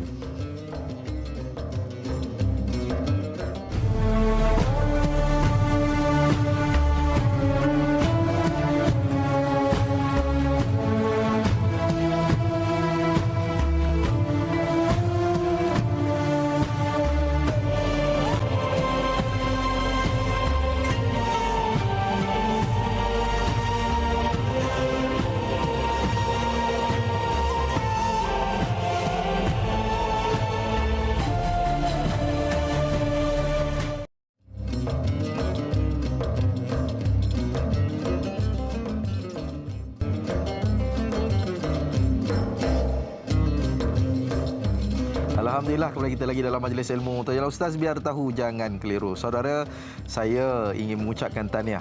Tiba-tiba tahniah, kenapa kan? Tahniah sebab masih lagi setia dengan Tanya Ustaz, biar tahu jangan keliru. Kita sudah 1 jam bersiaran langsung tanpa kita sedar. Saya pun tak sedar, tiba-tiba dah 1 jam dah. Berbaki lagi 1 jam lagi, insya-Allah kita akan bersiaran. Mudah-mudahan bagi manfaat kepada kita semua dan asbab hidayat seluruh dunia, insya-Allah. Baik, saudara sama penonton semua, hari ini topik kita iaitu kezaliman dan penipuan. Ini yang kita nak bicarakan pada pagi tadi ni. Daripada awal 6.30 sampai ke saat ini kita nak bicarakan. Tadi sebelum kita berehat, ada soalan daripada Tuan Haji Umar. Soalan yang bagus. Saya kira soalan yang sangat bagus. Dia tanya, yang pertama sekali, dia tujuan menipu untuk menyatukan. Tadi ada Ustaz pun ada cerita sebagai hadis. Mungkin Ustaz boleh ulang sedikit mengenai bolehkah kita menipu sekiranya kita nak menyatukan kedua-dua orang yang bermusuh dan sebagainya. Silakan. Baik, bismillahirrahmanirrahim. Tuan Haji Umar Abdul Majid, ini memang soalan yang biasa kita lalui dan biasa berlaku pada diri kita lah. Maknanya kita menyatukan orang, saya dah sebut tadi, iaitu apa disebut Nabi SAW, wa islahu bainan nasi, maknanya boleh. Maknanya kalau kita berbohong atas tujuan untuk memperbaiki hubungan tu, tak ada masalah. Contohnya nak memperbaiki hubungan isteri dengan suami, adik-beradik, jiran, tetangga, lepas tu makna kawan, kalau kawan yang baik kadang-kadang pecah hati. Waktu tu macam mana? Kita ni sebagai orang tengah lah, maka waktu tu boleh kita menggunakan helah, yang mana helah tersebut ada tujuan untuk memperbaiki keadaan. Bukan jadi batu api. Batu api tak boleh lah. Maknanya itu percakapan. Jadi maknanya jadi pendamai, jadi untuk menyatukan hati yang pecah. InsyaAllah di situ ada kebaikan dan dari situlah maknanya itu usaha-usaha kita untuk menjadikan kita ni saudara kita berbaik semula. Satu. Dan yang kedua tadi, berkaitan dengan ulama dengan umara ni, okeylah. Bila sebut berkaitan dengan ulama dan umara ni, kita sama-sama kena tahu bahawa sesungguhnya kalau kita seorang yang pemimpin, maka kita pimpinlah dengan baik. Kita pimpin dengan baik. Sebab itu disebut oleh Nabi SAW, ayyuma ra'in ghassa ra'iyatu fa huwa finnar, iaitu siapa pemimpin yang menipu rakyat maka tempatnya di neraka. Jadi kita kena jagalah kalau kita sebagai seorang pemimpin, kita jangan sampai menipu, merosakkan keadaan, kerana apa? Itu balasannya dengan api neraka. Dan begitu juga maknanya pemimpin yang baik ini sebenarnya Allah kasih, dan besok di sisi Allah Ta'ala dia akan duduk bersama Allah dan dia akan jadi orang yang terbaik, dan jagalah hal demikian. Dan ulama dia kena menasihati pemimpin, takut ada pemimpin yang tersilap dan sebagainya, ajak balik kepada track yang betul. Kerana apa? Kerana dia mempunyai tanggungjawab yang besar, dan kerana inilah iaitu apa bergabungnya ulama dengan umarak ni untuk menjadikan sebuah negara itu harmoni dan terbaik. Baldatun taibun wa rabbun ghafur, iaitu satu negara yang baik, dan maknanya di situlah datangnya keampunan Allah Taala dan rahmat Allah Taala kepada sebuah negara itu. Insya-Allah negara kita akan jadi negara yang aman dan baik. Wallahu a'lam. Baik, terima kasih Al-Fadhil Ustaz. Setiap lapisan masyarakat itu, setiap lapisan umat itu, dia ada pembantu dia. Pembantu apa? Pembantu untuk menegakkan ajaran agama Allah. Jadi mungkin peringkat ni ada ustaz, peringkat atasan ada ulama. Jadi insya-Allah sama-sama kita bekerjasama untuk jalankan usaha dakwah. Baik, saya nak ambil satu pemanggil daripada penonton kita lagi. Assalamualaikum warahmatullahi wabarakatuh. Sahabat talian. Waalaikumsalam warahmatullahi wabarakatuh. Saya Rubilah Abu Bakar. Ya. Tuan Robizat. Saya nak tanya, apakah terjadi juga kes penipuan di zaman Nabi SAW dan bagaimana cara Nabi SAW menanganinya? Boleh ulang balik soalan? Saya nak tanya, apakah terjadi kes penipuan di zaman Nabi SAW dan bagaimana cara Nabi SAW menanganinya? Itu je. Oh, baik. Terima kasih Puan Robizan atas soalan yang diberikan. Soalan yang bagus. Apakah ada penipuan di zaman baginda Nabi Muhammad SAW? Ini yang paling menarik kalau kita bicarakan. Jadi Ustaz, di zaman Rasulullah ni ada tak penipuan yang berlaku? Silakan Ustaz. Bismillahirrahmanirrahim. Kalau kita tengok dalam sejarah hidup Nabi SAW, apa yang berlaku itu sebenarnya untuk jadi iktibar kepada kita semua. Contohnya hadis ifk lah. Ingat tak cerita hadis ifk yang Aisyah tu difitnah, dizalimi untuk pernah membuat satu dosa kepada sahabat Nabi yang lain. Dan waktu itu Nabi sedih dan sebagainya. Akhirnya Allah Taala datangkan iaitu ayat yang membersihkan Sayyidatina Aisyah itu sendiri. Itu kita tahu cerita banyak berkaitan dengan penipuan. Nabi ditipu beginilah, begitu dan sebagainya. Tapi bagaimana Nabi mengajak kita, iaitu Nabi mengajak kita dengan dengan disebut sebagai membenarkan iaitu lisan kita. Maknanya dan dalam hadis yang lain kita Nabi sebut man kana yu'minu billahi wal yawmil akhir falyakul khairan aw liyasmut. Itu asas. Maknanya siapa yang beriman kepada Allah dan hari kiamat, maka hendaklah ia bercakap benda-benda yang baik je, dan ataupun dia diam. Oleh sebab itu daripada contoh sejarah yang banyak yang dibawa oleh Nabi SAW kepada kita tu, apa-apa juga keadaan kita berdepan dengan satu hal dalam dunia ini, maka kita ingat, pertama hendaklah kita terus bercakap benda yang baik, dan yang kedua, kalau tak perlu bercakap, hendaklah kita diam. Kerana kadang-kadang bila kita bercakap, benda itu disalah tafsirkan, disalah ertikan. Sebab ingat, kita bukan hanya dikelilingi orang yang baik saja, tapi mungkin kita dikelilingi orang yang tak berapa baik dengan kita, yang tidak menyukai kita. Sebab itu perkataan ni kadang-kadang boleh menjatuhkan kita, dan perkataan ini juga kadang-kadang boleh membenarkan kita. Tapi ingat, sebaik-baik perkataan itu hendaklah kita diam, cakap benda yang perlu, dan ingat, iaitu berhati-hati dalam mengeluarkan satu perkataan, jangan sampai nanti merosakkan kita. Sebab itu Nabi ajar banyak perkara. Kena ingat, kena fikir, kena bercakap benda yang betul, jangan membohong, jangan fitnah. Sebab benda-benda itu yang berlaku pada zaman Nabi adalah untuk menjadi iktibar yang besar untuk kita jadikan pedoman dalam hidup kita. Wallahu a'lam. Baik. Saudara penonton semua, inilah kepentingan kita. Kepentingan kita bila mana kita belajar, kita tahu pasal Nabi Muhammad SAW. Sebenarnya bila kita bicara pasal kezaliman dan penipuan, baginda Nabi Muhammad SAW lah paling banyak kena tipu, paling banyak kena zalim. Jadi apa yang berlaku pada hari ini kita nak belajar. Yang belajar daripada Nabi Muhammad SAW dan juga para sahabat, insya-Allah. Kita nak ambil lagi satu pemanggil daripada penonton kita. Assalamualaikum warahmatullahi wabarakatuh. Siapa talian? Ya, siapa talian? Abdullah Osman daripada Seremban. Ya, Tuan Abdullah Osman, teruskan dengan soalan. Ada dua soalan Ustaz. Ya. Menipu dalam perniagaan atau dalam menimba. Bagaimana hendak bertobat kerana yang ditipu beribu-ribu orang. bertahun-tahun lamanya. Baik. Dan lagi satu, ini soalan itulah. Bagaimana menipu kerana keadaan terdesak? Nak minta izin isteri takkan lulus punya. Jadi terpaksa menipu isi borang mengaku bujang. Adakah ia berdosa? Baik. Luar biasa soalan pada pagi ini. Luar biasa. Baik, terima kasih kepada Tuan Abdullah atas soalan yang diberikan. Pertama Ustaz, menipu dalam perniagaan. Kadang-kadang ni ramai orang menipu, ialah kalau kita konteks yang zaman sebelum ini dan sekarang pun ada menipu dalam timbangan. Dan bagaimana sekarang ni bukan penimbangan saja, penipuan dalam media sosial, perniagaan dan sebagainya, dan ratusan ribuan orang telah tertipu. Jadi bagaimana ni Ustaz? Silakan. Baik, kalau kita lihat perkara ini, iaitu bagaimana seorang tu peniaga sepatutnya berniaga dengan betul untuk dapatkan rezeki yang halal, tapi dia menipu. Dan saya sebut tadi hadis yang saya dah baca tadi, iaitu apa, disebut Nabi SAW sama seperti macam tipu umrah tadi, iaitu apa, Nabi pesan kepada kita satu hadis yang diriwayatkan oleh Ibn Hibban, man ghassana falaysa minna, satu iaitu apa, barang siapa menipu dia golongan aku, dan wal makru iaitu orang yang merancang untuk penipuan. Kan dia rancangan nak tipu timbangan dan sebagainya. Dan yang ketiga iaitu apa, wal hida'u finnar, iaitu apa, yang maknanya memperdaya. Jadi tiga golongan ni maknanya menipu, merancang dan maknanya memperdaya, dia tempat dalam neraka. Ingat tau peniaga-peniaga tau. Jangan kamu tipu, sebab apa? Nanti nak memulangkan hak tu bukannya mudah. Macam tadi Haji Abdullah kata, iaitu apa? Bertahun-tahun menipu. Bertahun-tahun menipu ni bukan main-main tau. Bukan main-main untuk menguruskan harta yang telah kita tipu. Oh, ini cukup luas. Okey. Bagus, soalan cukup bagus. Saya nak bincang sikit bab berkaitan dengan menguruskan harta yang ditipu tadi. Bila seorang tu bertaubat kepada Allah Taala di atas dosanya, kepada Allah Taala, Allah terima. Insya-Allah Allah terima. Berapa besar pun kita minta ampun kepada Allah, Allah terima. Dan yang kedua, yang pada makhluk belum tentu diterima. Yang kedua iaitu untuk mengembalikan hak. Bagaimana nak mengembalikan hak ni? Sebab disebut oleh Allah Ta'ala dalam Al-Quran, A'udzubillah minasyaitanirrajim, wala ta'kulu amwalakum bainakum bil batil. Engkau jangan sekali-kali kamu makan harta orang lain itu dalam keadaan yang salah. Maknanya menipu, salah kan? Habis sekarang ni macam mana nak kembalikan hak? Bertahun-tahun buat tu.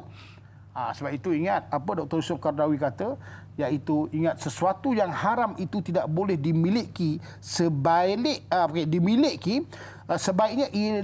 ia dimiliki oleh apa, iaitu apa, maslahah ammah. Maknanya kalau kita tak boleh nak kembalikan, kita tak boleh nak ni, maka waktu tu kita cari orang tu pun dah tak ada, tak tahu nak kembalikan macam mana, maka waktu itulah iaitu dikatakan harta rompak, rampasan, rasuah dan sebagainya, maka disebut kembalikan harta itu untuk jadi maslahah ammah. Bagaimana? Ndaklah yang pernah kita tipu itu jumlah, katakan kita dalam timbangan, contohlah sawit, timbang sawit. Lepas tu contoh kita fikir-fikir, kita ingat mungkin dalam 50,000 lah. Maka waktu itu ndaklah diserahkan kepada Baitul Mal. Ini kalau yang kita tipu tu dah tak jumpa lah. Tapi kalau yang kita tipu tu jumpa, kita kena kembalikan hak. Sebenarnya dulu awak terlebih sebenarnya. Saya kira terkurang. Dulu awak bagi terlebih, tapi saya kira terkurang. Bukan saya tipu, terkurang. Kan? Itu cakap yang baiklah. Itu apa? Dan kedua, hendaklah diserahkan kepada golongan fakir miskin. Kita dah tak jumpa dah orang yang kita tipu tu. Ada harta tu kepada kita, maka boleh kita beri kepada fakir miskin. Dan yang ketiga, kalau harta tu rompak dan curi juga, maka waktu tu kita kena pergi cari juga. Maknanya saudara dia punya waris dia. Dia tak jumpa. Dah meninggal. Maka waktu tu kita kena cari waris dia. Kalau dah tak jumpa waris dia juga, maka hendaklah pulangkan semula ke Baitul Mal. Mudah-mudahan iaitu amalan amalan yang buruk kita lakukan tu Allah ampunkan, dan yang kedua mudah-mudahan kita pulangkan ke Baitul Mal tu, mudah-mudahan Allah selesaikanlah masalah kita dengan orang yang kita tipu, wallahu alam. Yang kedua tu Ustaz, menipu dalam keadaan terdesak. Okay. Mungkin suami kena malas nak isi borang dan sebagainya. Jadi bagaimana Ustaz? Silakan. Nasihat saya lah satulah. Kita jangan ambil lah sikap yang disebut minta maaf lebih mudah daripada minta izin, kan? Salah satu kalau kita tengok kita ni nak berbilang-bilang isteri tu bagus tak? Bagus tak? Bagus. Bagus. Berani kau ini. Betul. Ya. Bagus. Luar biasa Bagus, soalan luar dia tu. biasa soalan. Kita kena jawab pun. Mana kadar luar biasa lah. Kadar luar biasa. Bagus. Tapi satu. Kan. Kita jangan tipu lah. Jangan tipu. Kita gentleman lah. Kita tak salah pun kalau kita nak lebih. Tapi kalau kita ambil sikap, maknanya minta maaf lebih mudah daripada minta izin, kita akan jadi orang yang akan ditimpa malapetaka. Sebab apa? Sebab nak menjernihkan keadaan tu bukan satu benda yang besar. Dan bila kita mulakan dengan penipuan, kita akan start menipu. Dan bila dah start tipu, nak menjernihkan keadaan bukannya mudah. Sebab hati seorang perempuan, hati seorang wanita tu bila terguris, lukanya amat-amat dalam. Jadi kita prihatin. Lepas tu jangan susah. Kalau abang nak kahwin, abang akan beritahu. Sama tak? Sama. Kita terima sama. kasih. Saya ikut apa Tok Guru saya cakap. Terima kasih banyak. Itu wallahualam. Alhamdulillah. Sahabat penonton semua, itu jangan kita ambil pendekatan mudah. Kadang-kadang kita minta maaf dengan daripada minta izin tu. Ni bagus sangat ni gentleman. Kahwin 4 tu bagus tapi gentleman insya-Allah. Baik. Kita nak ambil satu soalan daripada Facebook daripada Al-Ali Ali. Assalamualaikum Ustaz dan Dai yang dihormati. Waalaikumsalam warahmatullahi. Ada orang yang sanggup memberi alasan-alasan yang direka-reka untuk mentas negeri dan mendapat kelulusan pihak berkuasa. Adakah perbuatan tersebut dikira menipu? Adakah dia membuat satu kezaliman terhadap dirinya dan orang lain sekiranya perbuatan tersebut menyebabkan jangkitan COVID-19 kampung? Mohon pencerahan Ustaz. Terima kasih. Biar tahu jangan keliru. Ustaz, hari ini orang kata tular di media sosial Ustaz. Pelbagai. Kadang-kadang orang rentas negeri buat perkara orang kata apa tidak sepatutnya rentas. Kadang-kadang perkara yang boleh ditangguh dahulu dilakukan sekarang. Jadi bagaimana Ustaz kita nak menjawab solusi ini dan mereka sebenarnya rakyat kita ternanti-nanti. Apakah sebenarnya masalah ini dapat diselesaikan? Silakan Ustaz. Bismillahirrahmanirrahim. Sebab itu berkaitan dengan apa yang kita lalui ujian COVID-19 ni, makna mengajar kita satu, untuk kita minta ampun kepada Allah atas segala dosa yang telah kita lakukan. Satu. Dan yang kedua, ujian yang Allah berikan kepada kita sebenarnya Allah nak mengingatkan kita dengan apa? Dengan penghargaan yang dulu Allah berikan kepada kita telah kita sia-siakan. Contohnya, kita ada mak bapak, kita ada ayah tapi nak balik kampung macam malas. Sekarang dah teria nak balik kampung. Sebenarnya Allah nak kembalikan semula. Dan begitu juga maknanya begitu juga kita dengan kawan-kawan, dengan adik-beradik, kita rindu nak jumpa. Dulu sebenarnya memang boleh jumpa tapi memang kita tak nak jumpa. Sekarang kita mula rasa. Itu semua Allah nak kembalikan benda-benda ini. Sebenarnya hikmah cukup besar. Dan kita sentiasa berdoa mudah-mudahan Allah angkat kesusahan kita, Allah ampunkan segala dosa kita dan mudah-mudahan Allah angkat wabak ini, mudah-mudahan Allah berilah kesejahteraan ke dalam negeri kita, negara kita supaya dapat kembali kepada asal kita, iaitu jauh daripada penyakit-penyakit yang datang khusus kepada negara kita. Persoalan yang besar ni betul. Bab menipu ni satulah. Memang menipu memang tak boleh lah. Memang menipu tak boleh. Nak menipu, lepas tu kita sedap. Dah kita ni nak menipu satu. Kita berpakat pula dengan pihak berkuasa. Ajak pihak berkuasa tu menipu pula. Boleh agak-agak kan? Bentang-bentang pihak berkuasa tu kawan kita. Kan geng kita. Sikit juga brother. Tolonglah bos, kan. Rupanya kita ajak orang menipu. Nampak? Kita ni kalau menipu, akhirnya kita ajak orang menipu. Dan ingat, dengan penipuan tersebut maka jadi zalim tak? Jadi zalim. Kemungkinan dengan sebab kita rentas negeri tersebut, seperti mana kita tak patut SOP, mungkin takut-takut kita yang membawa penyakit disebarkan pula dekat kampung kita, yang kena tu mak bapak kita, adik-beradik kita, agak-agak macam mana? Cuma nak melepaskan kerinduan, bagus tak? Bagus. Tapi pada masa sama diasaskan dengan penipuan dalam keadaan yang terdesak dan dalam keadaan getir ini, maka kita melanggar hal demikian, maka kita akan menzalimi iaitu keluarga kita sendiri. Macam mana agak-agak? Sebab itu bukan membuat SOP ini bukan satu benda yang mudah. Buat satu perancangan untuk membentas, putuskan maknanya jarinan COVID-19 bukan satu benda yang mudah. Kita sebagai rakyat patuh je lah. Dengan sebab kita nanti orang jadi susah, dengan sebab kita orang dapat penyakit, dengan sebab kita ni maknanya kita jadi orang yang merosakkan keadaan. Oleh sebab itu belajar mengikut perintah, dan insya-Allah perintah tu baik, mudah-mudahan kita dapat kebaikan dalam apa juga yang kita lakukan. Wallahu alam. Baik, terima kasih kepada Ustaz. Baik, saudara-saudara penonton semua, itu dalam kehidupan kita ni dia ada beberapa perkara. Ada benda kita boleh tangguhkan, ada benda kita kena urgent dan sebagainya. Semua pihak kena main peranan. Mungkin dalam kehidupan kita ni dia ada pihak yang berhati perut. ada pihak yang mengambil tanggungjawab. Itu paling penting sekali. Masing-masing mainkan peranan, insya-Allah. Baik, kita nak bicarakan lagi mengenai kezaliman dan penipuan ini. Tapi kita akan bicarakan seterusnya di TV9. Kita akan tamat di TV3. Saudara-saudara menonton semua, terus setia dengan Tanyalah Ustaz, biar tahu, jangan keliru.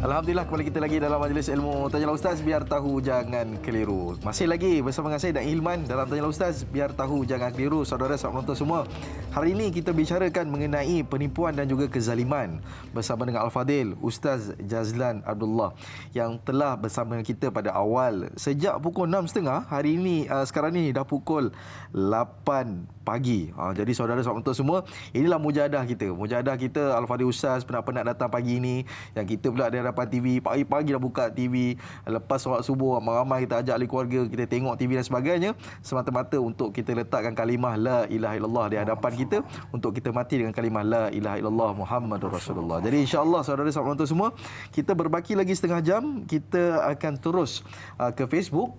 Soalan daripada Pak Su Romli. Assalamualaikum Ustaz dan Da'i.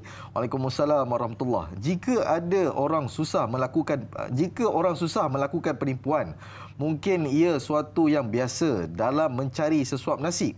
Apatah lagi yang ada tanggungan, tetapi menjadi trend bagi orang-orang kaya berpangkat besar serta berpelajaran tinggi lebih cekap menipu mangsa dan mengaut keuntungan yang banyak tanpa mengira mangsa. Kenapa situasi ini berlaku? Mohon pencerahan Ustaz. Terima kasih. Soalan yang bagus, Ustaz. Soalan yang bagus. Kadang-kadang kita sebut orang miskin, sekiranya dia berlaku kesusahan, ada tanggungan, menipu itu biasa. Sebenarnya tak biasa pun, semuanya luar biasa. Tapi mungkinlah biasa sebab apa, dalam keadaan susah. Tapi hari ini orang yang berpangkat besar, orang yang berpangkat, orang kaya raya lebih banyak melakukan penipuan, Ustaz. Bagaimana situasi ini berlaku? Silakan Ustaz. Baik, bismillahirrahmanirrahim. Sebab tu dia kaya raya. Kan? Yang kesian orang yang susah. Betul. Orang susah tu, ya Allah, dia kadang-kadang orang susah lah. Sebab apa orang susah? Sebab dia mencari rezeki yang halal. Sebab apa dia macam susah rezeki halal? Sebab akhir zaman ni nak cari rezeki halal ni bukan benda yang mudah. Berkata rezeki banyak, tapi nak mengutip rezeki yang halal ni bukan satu benda yang mudah. Sebab tu kita rasa macam payah. Sebenarnya bukan payah. Sebenarnya Allah nak beri kita rezeki yang halal. Satu. Baik, kita kembali pada soalan daripada Pak Suli Ramli ni. Maknanya kalau kita tengok mengapa orang lebih pandai, lebih cerdik, lebih pandai menipu. Jadi betul lah. Sebab itu kalau kita tengok dia ada dua sebab. Sebab yang pertama, orang ni kerana apa? Dia hilang sifat takwa. Maknanya iman tu dah tak ada lah. Sebab dia tak takut dengan ancaman Allah Subhanahu Wa Taala. Sebab tak ada apa-apa lah bagi dia. Kerana apa? Allah sebenarnya telah memberi peringatan kepada kita dalam surah As-Surah ayat yang ke-42, iaitu auzubillahi minasyaitonirrajim, innamas sabilu 'alal ladzina yazlimuna an-nasa wa yabghuna fil ardi bighairil haqq ulaika lahum adzabun alim. Sadaqallahul azim. Dalam ayat ini Allah berpesan kepada kita melalui lisan Nabi kita Muhammad sallallahu alaihi wasallam, sesungguhnya dosa itu atas orang-orang yang berbuat zalim kepada manusia. Berbuat zalim kepada manusia. Dia tipu, dia curi harta orang tu dan sebagainya. Akhirnya jadi kaya raya. Orang raya sekali tahun 2 kali. Dia raya hari-hari. Dan melampaui batas di atas muka bumi ini tanpa hak. Allah sebut, mereka itu akan mendapat azab yang sangat pedih. Ini amaran daripada Allah Ta'ala. Tapi oleh kerana amaran ini Allah keluarkan kepada dia, tapi dia tak beriman, dia tak bertakwa, dia tak rasa apa-apalah. Itulah dia punya hal. Yang kedua, sebab apa? Sebab orang yang menipu ini, yang pandai, yang cekap menipu ni, kenapa? Kerana dia tahu kelemahan seseorang itu. Sebab tu dia nak menipu. Sebab tu, okey. Kenapa? Macam mana tahu? Pertama, ada 5 kelemahan kita. Pertama, orang ni mencari peluang untuk menipu kita. Satu, kerana insan ni sangat baik. Kalau kita sangat baik, terlampau ikhlas, memang mudah kena tipu. Betul tak? Ini kita akui lah. Tapi sungguh pun kita kena tipu, kita tak rugi apa pun. Tapi dia nak ambil tu dengan cara itulah. Yang kedua, insan yang jujur, terlalu percaya, memang confirm kena tipu pun. Memang confirm kena tipu. Sebab tu masa saya dekat China dulu, dia kan, habis macam mana kira? Dia memang rela dia ditipu sebab dia bodoh, sebab tu dia kena tipu. Macam tu. Macam sekali. Okey. Dan yang ketiga, orang insan, maknanya insan yang selalu bersangka baik. Dia tahulah mamak tu beripu, tapi dia kata mungkin dia dah okey kot. Mungkin dah okey tu bersangka baik, dia kena tipu lah. Sebab ini bukan tak boleh bersangka baik, kena bersangka baik. Tapi orang tu datang menipu kita sebab ni, sebab kita bersangka baik. Yang keempat, kadang-kadang dia menipu dengan peluang apa? Insan tu lemah, dia tak boleh buat apa-apa dan tak ada ilmu dalam satu bidang. Dia kena tipu dalam perniagaan sebab apa? Bukan apa. Memang orang tu menipu dia sebab dia tidak ada kepakaran dalam bidang tersebut. Cerita duk gini-gini tapi tak ada. Aman-aman kena tipu lah. Kan? Dan yang kelima, ingat, dia tamak. Orang tamak ni memang orang yang penipu ni akan pergi kat dia. Sebab apa? Sebab kehendak mengatasi segala-galanya orang tamak, iaitu apa? Dia nak selalu cepat kaya. Sebab tu kata, oh saya ada saham, saya jual saham ni 100,000, setiap bulan dapat 5,000. Dia percaya. Oh begini, semua dia percaya. Sebab apa? Tamak. So oleh sebab itu, 5 perkara ni, 5 jalan ni orang nak tipu kita kena berhati-hati. Sebab itu ingat, berdoa kepada Allah, minta Allah lindungi kita daripada perkara-perkara yang buruk, dan bagi mereka yang menipu, mintalah ampun kepada Allah kerana Allah telah janjikan kepada kamu iaitu azab yang sangat pedih. Wallahu a'lam. Baik. Itu saudara-saudara betul semua. Penipuan itu azabnya sangat pedih. Bukan kata menipu je, apa saja bentuk yang kita tidak mentaati Allah SWT, semuanya akan diazab dengan azab sangat pedih. Jadi kita kena sama-sama usaha untuk bertambah kebaikan kita setiap hari, insya-Allah. Baik, kita nak baca satu soalan lagi daripada Facebook, daripada Abdul Karim Sufian. Assalamualaikum yang bahagia Ustaz dan Da'i yang dikasihi. Waalaikumsalam warahmatullahi wabarakatuh. Bagaimana pandangan Ustaz mengenai penipuan dalam sistem agian zakat? Ada golongan tidak layak mendapat zakat tapi dapat, dan sebaliknya golongan yang sepatutnya dapat dalam agian zakat tapi tak dapat. Bagaimanakah Islam melihat perkara ini dari sudut akhlak? Mohon jawapan Ustaz. Terima kasih. Soalan bagus Ustaz. Kadang zakat ni yang orang kata apa, duk mohon-mohon ni, yang orang kata apa, bukan hak milik dia. Ya, dia cerdik, dia tahu isi borang tu, isi borang ni cepat nak hantar sana, cepat hantar sini. Yang layak pula tak tahu nak isi borang sebagainya. Tapi macam mana Ustaz benda ni berlaku? Silakan. Baik, bismillahirrahmanirrahim. Sebenarnya bab zakat ni, kalau kita tengok benda ni satu sistem yang telah diatur dan dirancang yang baik sebenarnya.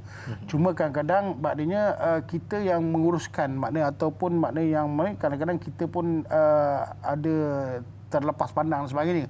Sebab tu jadi isu-isu yang banyak tatkala ini. Saya nak sebut di sinilah maknanya apa? Kita ni carilah orang miskin. Kita cari orang yang susah. Kita carilah asnaf-asnaf yang kita kena cari. Kalau dia mencari kita tu jadi susah bagi dia tu untuk datang kepada kita. Sebab apa? Sebab orang fakir dan miskin ni dia ada maruah juga.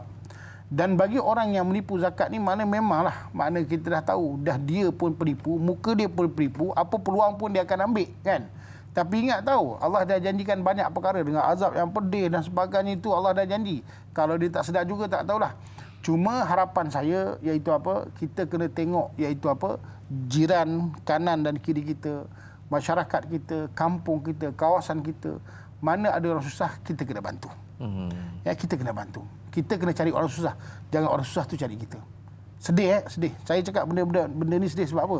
Saya tak menyalahkan mana-mana orang.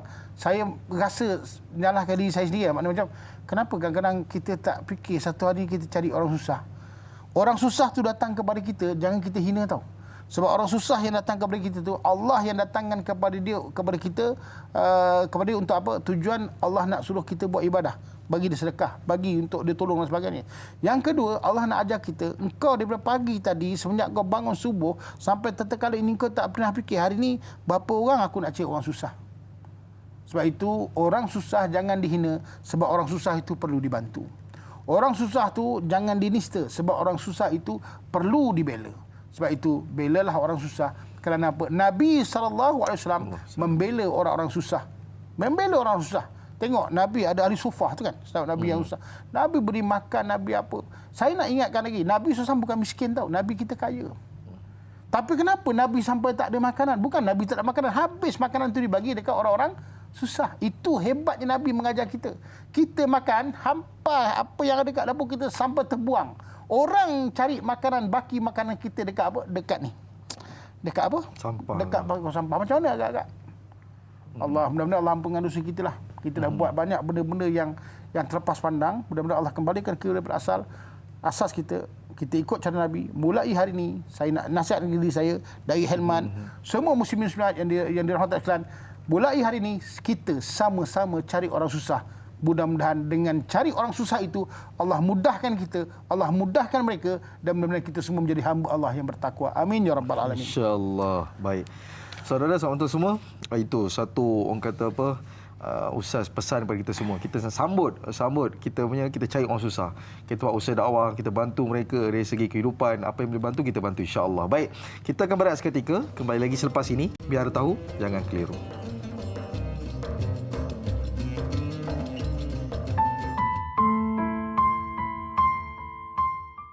Bismillahirrahmanirrahim.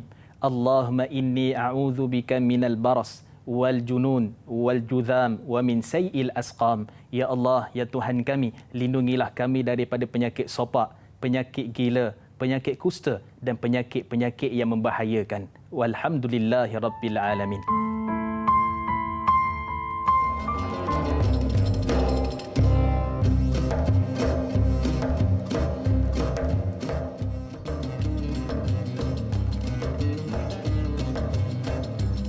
Alhamdulillah, kembali kita lagi dalam majlis ilmu. Tanyalah Ustaz, biar tahu, jangan keliru. Saudara sahabat penonton semua, pagi ini kita masih lagi dengan topik perbincangan kita, penipuan dan kezaliman. Dengan orang kata topik yang besar kita ataupun tajuk besar kita, itu akhlak. Saudara sahabat penonton semua, daripada pagi tadi Al-Fadhil Ustaz Jazlan, tuan guru kita pada pagi ini, telah bicarakan mengenai penipuan, kezaliman ini. Bukan sahaja yang kita bicarakan hari ini dari kalangan masyarakat, tapi ada juga kita bagi tahu apakah peranan ulama, para umara dan sebagainya, pemimpin yang perlu dilakukan. Inilah keberkatan. Tuan-tuan dan puan, usaha ini adalah usaha kita semua. Bukan usaha saya dan juga Fadhil Ustaz saja. Usaha dakwah ni usaha kita semua. Kita kena buat sampai dakwah ni sampai kepada orang sepatutnya, insya-Allah. Baik. Kita nak ambil soalan daripada Facebook, daripada Hana Wanci. Assalamualaikum Ustaz dan Da'i. Waalaikumsalam warahmatullahi. Soalan saya, bila menyambut tahun baru Hijrah atau tahun baru Masihi, ada memasang azam dan memperbarui azam baru di dalam diri mereka, terutama bentuk akidah, tetapi azam tersebut tidak pernah berjaya direalisasikan azam tersebut. Adakah dikira menipu dan menzalimi diri sendiri? Dia ada azam, Ustaz. Dia ada azam untuk memperbaiki, pada saya memperbaiki akidah, menambah kefahaman tentang akidah dan sebagainya. Tapi last dia tidak berjaya untuk menyelesaikan misi azam dia tu. Adakah dia telah menzalimi diri dia sendiri? Ibarat dia, Ustaz, macam kita lah, Ustaz. Macam saya lah. Kita nak diet ni. Tapi kejap lagi kena roti canai. Macam mana Ustaz? Silakan.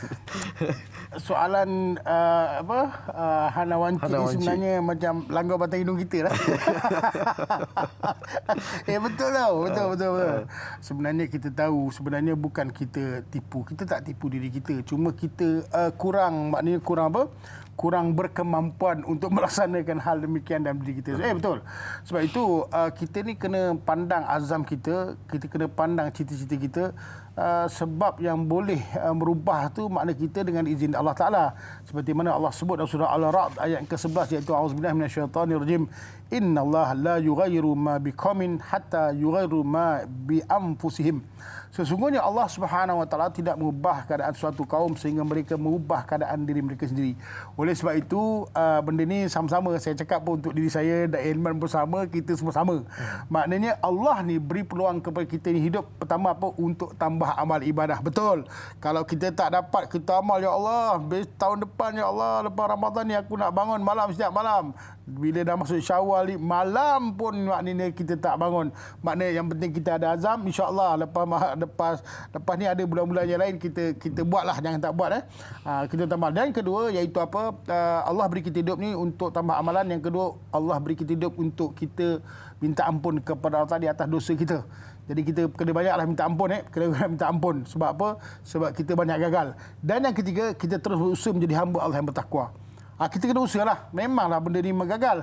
Memang, tapi kita kena usaha. Jangan kita kata, alah, nantilah tahun depan, alah puasa 6, belum start. Tapi nantilah, nanti air bulan Syawal. Tak apa, Syawal tahun depan kan ada. Kan? Tahun depan ada. Itu standard kita, itu standard. Kan? Okey. Lepas tu yang keempat, iaitu ingat, rasa gagal itu maknanya tanda kita nak berjaya lah. Daripada kita rasa tak ada apa-apa, kan? Nak puasa 6 tak habis-habis, kita cuma gagal lah. Maknanya itu tanda kita nak berjaya. Macam lepas ni tak nak makan roti canai ya, tapi kita makan tosai contoh. Maknanya itu tanda nak berjaya lah. Okey. Dan yang kelima iaitu ingat, kita kena kerap minta doa kepada Allah. Minta Allah tolong kita, sebab kita ni hamba yang lemah, kita tak ada apa-apa. Kita hanya boleh buat perancangan, tapi perancangan Allah Ta'ala tu yang baik. Kita hanya buat satu perkara untuk kita bertambah baik dalam hidup. Mudah-mudahan Allah beri keberkatan. Mudah-mudahan keberkatan itulah bertambah baik di dalam kehidupan kita dan keluarga kita dan masyarakat kita, insya-Allah. Wallahu a'lam. Semua nak jadi baik, semua nak berubah ke arah kebaikan. Tapi kita masing-masing ni dalam keadaan ada yang tak mampu, dan semua yang tak mampu, dengan izin Allah SWT barulah kita mampu. Jadi perjuangan mujahadah kita itu penting, tuan-tuan dan puan. Hari ini apa yang saya dan Fadil Ustaz semua dan kita semua, kita nak ajak sama-sama mujahadah untuk melakukan amal kebaikan, insya-Allah. Saya nak ambil satu soalan lagi daripada Facebook, daripada Mazni Hasan. Assalamualaikum warahmatullahi wabarakatuh. Ustaz dan Da'i. Waalaikumsalam warahmatullahi. Doa orang yang dizalimi cepat dimakbulkan Allah. Soalan saya, jika orang berdoa itu merupakan non-Muslim, adakah akan termakbul juga doanya, sedangkan semasa berdoa dia menyebut nama-nama Tuhan mereka dan bukannya Allah? Mohon pencerahan Ustaz. Terima kasih. Soalan bagus, Ustaz. Ialah zalim ini tidak terkena kepada umat Islam saja. Dia terkena juga dengan kepada non-Muslim dan sebagainya. Jadi adakah mereka juga dimakbulkan Tuhan doa mereka? Silakan. Baik, bismillahirrahmanirrahim. Daripada Mazni Hasan, berkaitan dengan sama ada doa dizalimi orang kafir itu Allah dengar ataupun Allah tak dengar. Jadi kita balik kepada satu hadis Nabi SAW. Satu hadis daripada Imam Bukhari, Nabi sebut, ittaqu da'watul mazlum fa innaha laisa bainaha wa bainallahul hijab. Takutlah, berhati-hatilah kamu kepada doa orang yang dizalimi, kerana di antara doanya dengan Allah Ta'ala tak ada penghalang. Oleh sebab itu kita kena ingat, Allah dah beri amaran kepada kita, jangan bermain-main dengan doa yang didoakan oleh orang yang kita zalimi. Itu perkara yang pertama. Mana Allah dah beri amaran kepada kita melalui lisan Nabi kita Muhammad SAW. Dan yang kedua, Allah pasti memperkenankan doa tersebut. Tak kira, tak tahu bila dan tak tahu di mana. Itu yang kedua. Dan yang ketiga, ingat, manusia ni semua hamba Allah. Tak kira ada Islam ataupun non-Muslim. Kerana Allah tak kira sama ada yang berdoa itu Islam atau bukan Islam. Maknanya Allah dengar. Sebab apa? Sebab yang disebut Nabi, orang yang dizalimi. Betul. Alang kita menzalimi, zalim ni banyak. Kerana kita menzalimi apa? Kita menzalimi binatang. Pun salah juga. Kita menzalimi bumi yang kita tinggal. Itu yang bumi jadi rosak binasa. Apatah lagi dengan manusia. Sampai kalau kita tengok satu ketika kan, kalau kita tengok macam mana hormatnya Islam ni. Satu ketika satu jenazah lalu depan Nabi SAW, Nabi bangun. Ingat cerita kisah tu? Maka orang sahabat Nabi kata, ya Rasulullah, itu kan orang Yahudi, kenapa kau bangun? Sebab apa Nabi sebut dalam maksud hadis itu, iaitu apa? Bukankah dia itu manusia? Maknanya manusia ni ada harga diri. Manusia ni ciptaan Allah Ta'ala. Masalah dia ada hidayah tak hidayah, itu masalah kedua. Tapi bila dia dizalimi, Nabi sebut dia tu Allah dengar doanya. Maknanya dia tak ada halangan hijab antara dia dengan Allah Ta'ala. Apa yang dia minta, biasanya Allah akan kabulkan, Allah akan dengar dan Allah beri mereka itu, iaitu apa? Setiap tuntutan ataupun makna doa bagi orang-orang yang terkena zalim. Wallahu a'lam. Baik, alhamdulillah, terima kasih kepada Ustaz. Baik, kita nak ambil pemanggil daripada penonton kita. Mungkin ni pemanggil terakhir, insya-Allah. Assalamualaikum warahmatullahi wabarakatuh. Seperti talian. Waalaikumsalam warahmatullahi wabarakatuh. Selamat raya Fitri Aibat Dada. Ajitu kita dan salin pun. Selamat Hari Raya Tuan Haji Tukinon. Assalamualaikum. Apa banyak dapat jumpa awak. Saya ni makan tak halal ya. Ya. Insya-Allah. Okey, persoalannya cantik tak pandangan orang ni panjang hari-hari baca kerana Nabi. Tuan Haji Tukinon. Dalam tahu banat habis. Tuan Haji Tukinon. Pula Ustaz, tak baca, main di mulut. Macam mana? Agak doa, macam tidak. soalan. Terima kasih banyak. Tu Haji. Sabar. Ya. Bawa bertenang. Keluar sikit pada rumah. Cakap secara pelan-pelan sebab kita dekat studio ni tak dengar. Keluar rumah sedikit, jauh pada TV sedikit, jadi pelan-pelan. Saya keluar sekarang. Sebab putus-putus. Okey. Saya keluar sekarang. Pegang weh. Okey, persoalan ini. Okey. Ustaz dan Nakib, ada orang dia lepas ya banyak berdoa. Okey. Rabbana atina fid dunya hasanah. Itunya wa fil akhirati hasanah. Baik. Tapi dia ni pula tak baca lain. Ya, faham. Baik. Aku kan nak selatan Ustaz. InsyaAllah. Ataupun bercakap kepada yang Baik, terima kasih kepada Haji Tukino atas soalan yang diberikan. Yang saya fahamlah Ustaz apa yang kita dengar pun putus-putus tadi. Dia tanya orang ni sebut semayang hari-hari berdoa Rabbana atina fid dunya hasanah. Tapi tetap juga menipu Ustaz. Jadi perkara ini yang menjadikan kerisauan kepada Haji Tukino tadi ni. Bagaimana Ustaz? Persilakan. Baik, bismillahirrahmanirrahim. Haji Tukinon, selamat hari raya. Tahun ni tak berjumpa, simpanlah ketupat tu. Mudah-mudahan tahun depan kita berjumpa dapat makan ketupat lagi. Okey. Bab berkaitan dengan memang kita dituntut minta doa Rabbana atina fid dunya hasanah fil akhirati hasanah wa qina adzabannar. Itu memang doa kita, pengguna doa tu memang kita kena baca. Tapi kadang-kadang kita baca tu hanya baca ke atau kita baca tu menghayati bacaan doa tersebut apa yang kita minta, ataupun kita mengaminkan, sama ada kita aminkan saja ataupun kita faham apa yang kita aminkan. Itu persoalan yang besar. Oleh sebab itu, kita berdoa minta kepada Allah, minta kebaikan Rabbana atina fid dunya hasanah. Dalam dunia ni naklah yang baik dan di akhirat tidak yang baik dan jauhkan kita daripada neraka. Tapi kalau amalan yang kita buat tu menjurus untuk masuk ke dalam neraka, jadi bagaimana kita? Maknanya kita kena cek balik. Mungkin iman kita kurang, mungkin takwa kita tak ada, mungkin kita ni kurang ilmu, mungkin kita ni maknanya apa, tahap kepahaman hidup beragama tu masih jauh. Jadi bagaimana kita nak memperbaiki diri dengan apa? Apa juga doa-doa yang Allah berikan kepada kita melalui Nabi kita Muhammad SAW. Bila kita baca Rabbana atina fid dunya hasanah, ya Allah berikanlah aku kebaikan dekat dunia ni, kita faham minta kebaikan tu, kita kena buat baik baru dapat kebaikan. Okey? Rabbana atina fid dunya hasanah wa fil akhirati hasanah. Minta kebaikan di akhirat. Tentu kita menjaga amalan supaya amalan itu tidak syirik, supaya amalan itu tidak salah. Kenapa kita nak bawa amalan dunia ni ke akhirat? Dan waqina azabannar, minta jauh api neraka. Tentu ni kita membuat amalan yang mana untuk memadamkan iaitu api neraka, untuk menjauhkan kita daripada neraka. Kalau kita faham iaitu apa yang dikatakan doa yang dikirimkan kepada kita, insya-Allah kita akan dapat meniti doa tersebut dengan meniti kehidupan kita ni dengan jalan yang baik. Tapi oleh kerana kita ni kadang-kadang tak ambil indah, hanya berkata amin, orang Jawa cakap ngamin, maka waktu tu kita tak dapat apa-apalah. Bacalah daripada muda sampai ke tua, tak faham.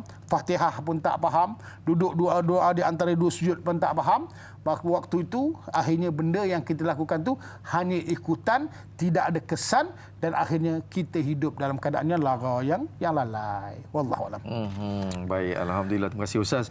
Ustaz, kita dah ke penghujung ni Ustaz. Ya. Kita nak bicarakan lagi tapi kita dah kesetukan masa. Ya. Mungkin boleh Al-Fadhil Ustaz berikan sedikit kesimpulan ringkas dan juga doa pada pagi ini. Baik, bismillahirrahmanirrahim. Saya nak sebut apa yang disebut oleh Nabi SAW dan apa yang kita bincangkan. Satu hadis dari Imam Bukhari.